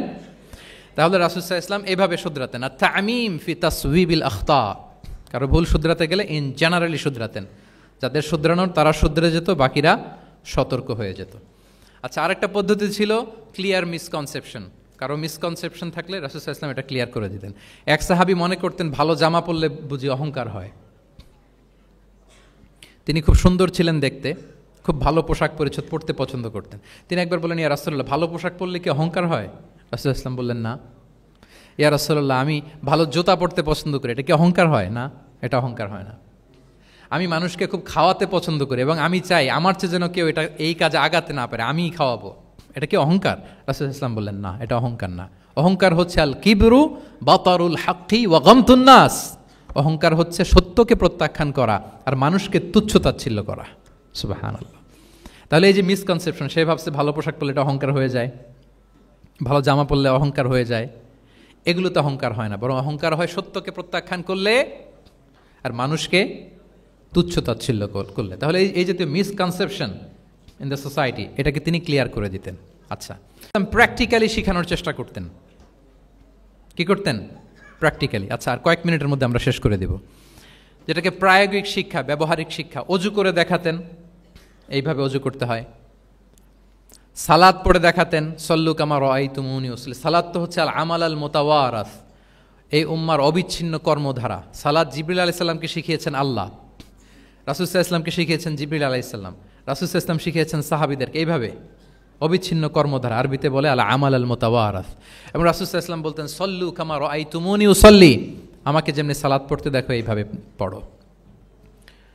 হজের ক্ষেত্রে বলেছেন, খুদু আন্নি মানাসিকাকুম, হজের বিধানকে দেখে নাও। একবারই তো হজ করেছেন, হাতে কলমে প্র্যাকটিক্যাল গাইডলাইন দিয়ে শিখিয়েছেন। এবং সাহাবারা ভুল করে কিনা মাঝে মাঝে শুনতেন, যেটাকে আরবিতে বলে কেরাতু তিলমিদা আলা শেখ। আব্দুল্লাহ ইবনে মাসউদ রাদিয়াল্লাহু তাআলা আনহুকে রাসূল সাল্লাল্লাহু আলাইহি ওয়াসাল্লাম একবার বললেন, আব্দুল্লাহ একটু তেলাওয়াত করো তো। তিনি বললেন, আকরাউ আলাইকা ওয়া আলাইকা উনজিল, হে নবী, আমি আপনার সামনে দাঁড়ায় তেলাওয়াত করব, আপনার উপর কোরআন নাজিল হয়। রাসূল সাল্লাল্লাহু আলাইহি ওয়াসাল্লাম বললেন যে, ইন্নী উহিব্বু আন আসমাআহু মিন গায়রি, হে আব্দুল্লাহ ইবনে মাসউদ, আমি কোরআন তেলাওয়াত তোমাদেরকে শোনাতে যেমনি পছন্দ করি, তোমরা কেউ পড়বা আর আমি শুনবো, এটাও খুব পছন্দ করি। কারণ উনি প্ল্যান করে রাখছেন আব্দুল্লাহ ইবনে মাসউদ কি হবেন, তিনি কিছুদিন পরে উম্মার শিক্ষক হবেন। ওইখানে আবার ভুলটুল করে ফেলেন কিনা উনি জাজ করতেছেন। তখন আব্দুল্লাহ ইবনে মাসউদ রাদিয়াল্লাহু তাআলা আনহু সূরা নিসা তেলাওয়াত করে শোনালেন। তাহলে রাসূল ইসলামের একটা পন্থা ছিল, তিনি শুনতেন আবার শোনাতেন। কি করতেন? শুনতেন, শোনাতেন। প্রতি রমাদানে যতটুকু কোরআন নাজিল হয়েছে তিনি জিবরিল আলাইহিস সালামকে শোনাতেন, আবার জিবরিল আলাইহিস সালাম পুরো কোরআন রাসূল সাল্লাল্লাহু আলাইহি ওয়াসাল্লামকে শোনাতেন। এটা ছিল একটা টেকনিক। আচ্ছা, রাইটিং মেথড, আমরা যেমনি লেখি, অ্যাসাইনমেন্ট, প্রেজেন্টেশন, লেখার মাধ্যমে জ্ঞান বিতরণ, জ্ঞান অর্জন, এটা কম ছিল। আমি আগেই বলেছি, মেইনলি ছিল ওরাল বেসড অ্যান্ড কিউ&এ বেসড, কিন্তু লেখাজোখা যে ছিলই না তা না, লেখা জানতো। হাতে গোনা অল্প কিছু সাহাবী মক্কায় লিখতে জানতেন, পড়তে জানতেন। মদিনাতেও ইহুদিরা জানতো, কিন্তু অন্যান্যরা, আরবরা, তাদের মধ্যে লেখার যে কালচার, এটা ওইভাবে গড়ে ওঠেনি। জানতেন অল্প সংখ্যক লোক। যেমন ওহী লেখক সাহাবী ছিলেন ইবনে কাসিরের বর্ণনা মতে 23 জন। কয়জন? ওনারা খেজুর গাছের ছালে, পাথরে, চামড়ায়, প্রাণীর চ্যাপ্টা হাড়ের মধ্যে কোরআন লিখে রাখতেন।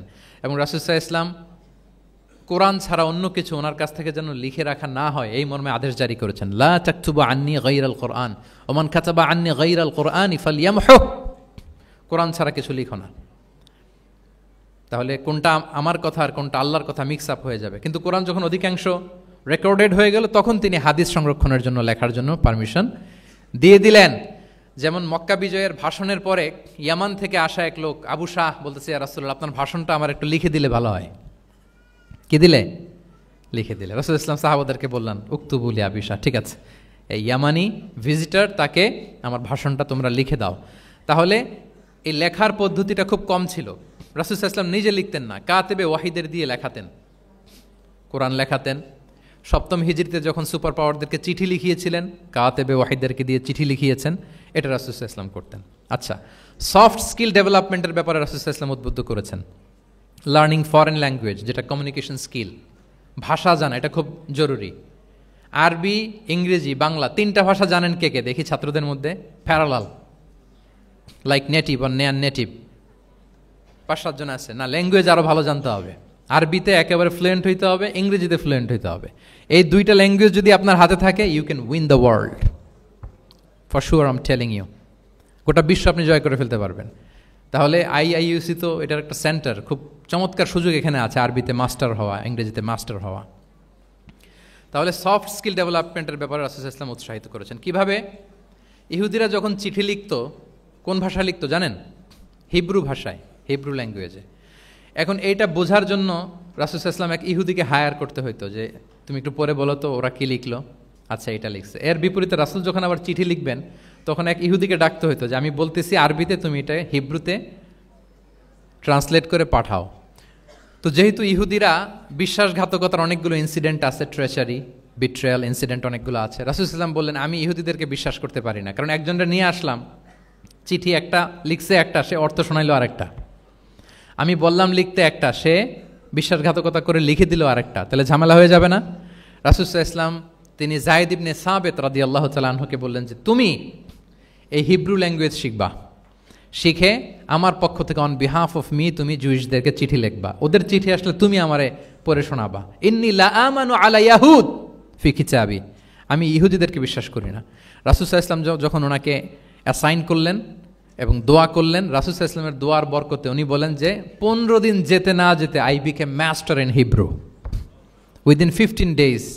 15 দিন যেতে না যেতে আমি হিব্রু ভাষায় পণ্ডিত হয়ে গেলাম। এরপর থেকে যত চিঠি ইহুদিদের কাছে লেখা প্রয়োজন হতো আমি যায়েদ ইবনে সাবিত লিখে দিতাম, এবং হিব্রুতে চিঠি আসলে আমি অনুবাদ করে দিতাম। তাহলে দেখেন রাসূল সাল্লাল্লাহু আলাইহি ওয়াসাল্লাম কিন্তু এই কমিউনিকেশন স্কিল ডেভেলপমেন্ট করার জন্য, যেটাকে সফট স্কিল আমরা বলি, ইন্সপায়ার করেছেন না? তাহলে ল্যাঙ্গুয়েজ শিখবেন আপনারা, কি বলেন? শুধু আরবি ইংরেজি না, পারলে জাপানিজও শিখেন, চাইনিজও শিখেন, অনেক কাজে লাগবে। অ্যাটলিস্ট অ্যারাবিক অ্যান্ড ইংলিশ, ইনশাল্লাহ বলেন, সবাই বলেন নাই? মাশাআল্লাহ তাবারাকাল্লাহ। আমার সময় বোধহয় শেষ হয়ে আসছে না? আমার 1টা পর্যন্ত সময় দেওয়া হয়েছিল, আর 1 মিনিট বাকি। ঠিক আছে, আমি শেষ করে দিচ্ছি। রিজনিং, মারিফাতুল ইল্লা, শুধু একটা লিগ্যাল অপিনিয়ন জানিয়ে রাসূল সাল্লাল্লাহু আলাইহি ওয়াসাল্লাম ক্ষান্ত হতেন না। কেন এটা হালাল, কেন হারাম, রিজনিং শিখিয়েছেন তিনি। এটা দীর্ঘ আলোচনা, ফিকহের আলোচনা, ওইদিকে যাব না, জাস্ট বলে রাখলাম পয়েন্টগুলো। ইমোশনাল ইন্টেলিজেন্স তিনি ইউজ করেছেন শিক্ষাদানের ক্ষেত্রে, অর্থাৎ আবেগ অনুভূতিকে নাড়িয়ে দিয়ে ছাত্রকে ইমোশনাল বানিয়ে তারপরে মেসেজ দেয়া। সুবহানাল্লাহি ওয়া বিহামদিহি। এক যুবক এসে বললেন, ইয়া রাসূলুল্লাহ ইযান লি বিজিনা, হে নবী আপনি আমাকে জিনার অনুমতি দিন, জিনার অনুমতি দিন। ফা আকবালাল কওমু আলাইহি ফাজাজারুহু মাহমাহ, সাহাবারা ধমকাতে লাগলাই, বেয়াদব, লজ্জা শরমের মাথা খেয়ে কি বলো এগুলো তুমি নবীর সামনে, জিনার অনুমতি দাও। ওয়ালা তাকরাবুজ জিনা, আল্লাহ বলেন জিনার কাছেও যেও না, ব্যভিচারের কাছেও যেও না। তুমি নবীর সামনে এসে এই পাপের অনুমতি চাও? রাসূল সাল্লাল্লাহু আলাইহি ওয়াসাল্লাম কিছু বললেন না। একটু পরে যুবককে ডেকে বললেন, আতুহিব্বুহু লিবনাতিক, আচ্ছা তুমি যে জিনার অনুমতি চাইলে তোমার কন্যার সাথে কেউ এরকম আচরণ করুক, এটাকে তুমি পছন্দ করবে? সে বলল, লা ইয়া রাসূলুল্লাহ, কেউই পছন্দ করবে না এটা। আচ্ছা, আতুহিব্বুহু লি উম্মিক, তোমার মায়ের সাথে কেউ অপকর্ম করবে, এটা তুমি পছন্দ করবে? লা ইয়া রাসূলুল্লাহ, না। আতুহিব্বুহু লি উখতিক, তোমার বোনের সাথে কেউ এই কাজ করবে, তুমি পছন্দ করবে? সে বলে না। ঠিক তখন রাসূল সাল্লাল্লাহু আলাইহি ওয়াসাল্লাম বললেন, তুমি যে এই কাজের অনুমতি চাইলে, যার সাথে তুমি জিনায় লিপ্ত হবে, সে তো কারো না কারো মা, কারো না কারো বোন, কারো না কারো আদরের কন্যা, তাহলে কিভাবে তুমি এটা করতে চাও? যুবক লজ্জিত হয়ে গেল। এত লজ্জিত হলো, রাবি বলতেছে ফালাম ইয়াকুন বা'দা যালিকাল ফাতা ইয়ালতাফিতু ইলা শাই, ওই রাবি বলতেছে এরপরে কোনোদিন এই যুবকরা ডানে বায়ে তাকাতেও দেখি নাই, স্ট্রেইট হাঁটতো। সুবহানাল্লাহ। রাসূল ইসলাম দোয়া করেছিলেন তার জন্য, আল্লাহুম্মা গফির যামবাহ ওয়া তাহহির কলবাহ ওয়া হাসসিন ফারজাহ, আল্লাহ তুমি তার গুনাহ মোচন করো, পাপ মোচন করো, আল্লাহ তুমি তার অন্তরকে পরিশুদ্ধ করো, আল্লাহ তুমি তার চরিত্রকে নিষ্কলুষ করে দাও। নবীর দোয়ার বরকতে চিরজীবনের জন্য নিষ্কলুষ পবিত্র তিনি হয়ে গেছেন। তাহলে দেখেন, তাকে অন্যভাবে বুঝাইলে হয়তো কাজ হইতো না, যখন তার নিজের উপর দিয়ে বোঝানো হলো। তোমার বোনের সাথে যদি হয়, তোমার মেয়ের সাথে যদি কেউ এটা করে, তুমি মেনে নিতে পারবা? এটাকে বলে ইমোশনাল ইন্টেলিজেন্সকে কাজে লাগিয়ে মানুষের আবেগ অনুভূতিকে নাড়িয়ে দিয়ে, teaching by touching the heart, teaching by touching the emotions, মানুষের ইমোশনে টাচ করে যখন আপনি শিখাবেন, ওই শিক্ষা সে জীবনেও ভুলবে, ওই যে শুদ্ধাচার আসবে, ওই যে আত্মশুদ্ধি হবে। ওরে ইবনে আবি সালামা তিনি বলেন, একবার রাসূল সাল্লাল্লাহু আলাইহি ওয়াসাল্লামের কোলে বসে, ছোটবেলায় কোলে বসার সৌভাগ্য আমার হয়েছিল,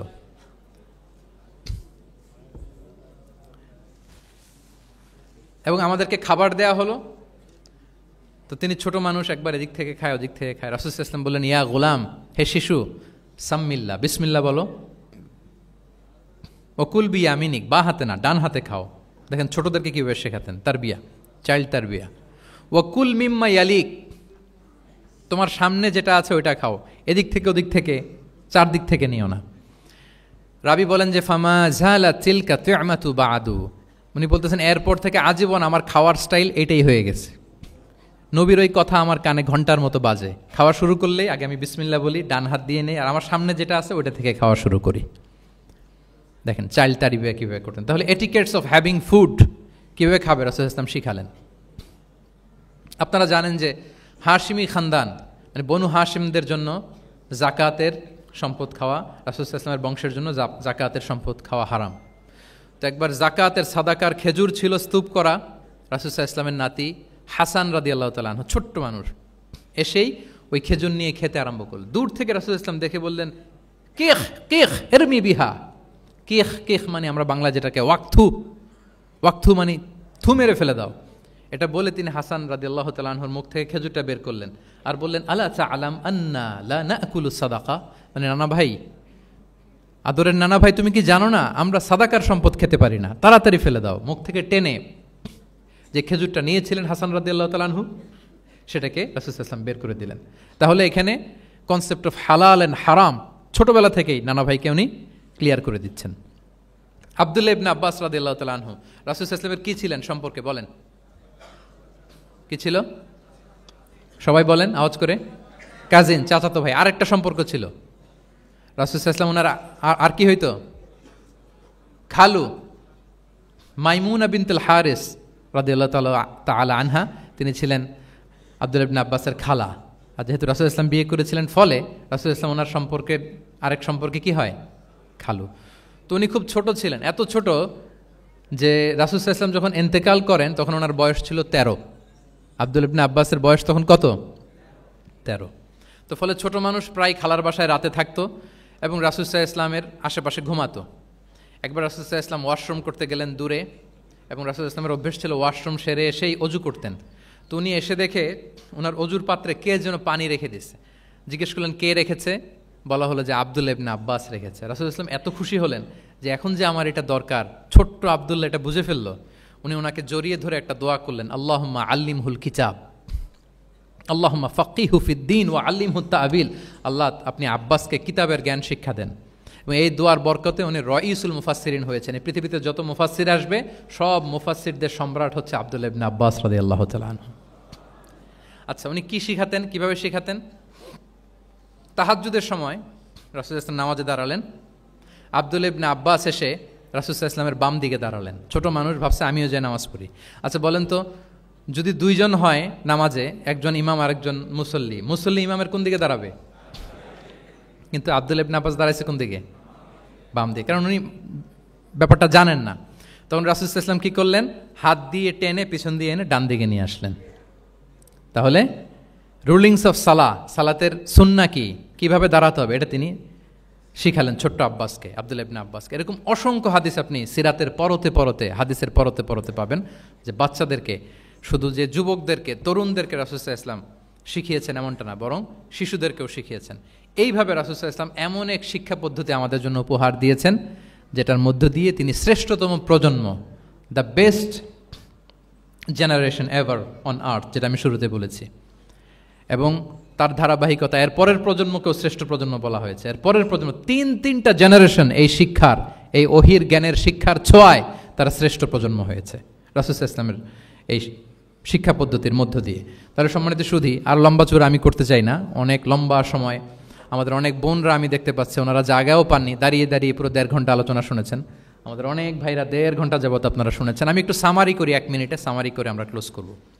আমরা যদি সামারি করি যে রাসূল সাল্লাল্লাহু আলাইহি ওয়াসাল্লামের শিক্ষা পদ্ধতিটা কেমন ছিল, তাহলে বলতে হবে যে এটা উৎসাহমূলক ছিল, আশাব্যঞ্জক, মানে মানুষের, যেটা মানুষকে আশাবাদী করে তোলে, হপফুল বানায়।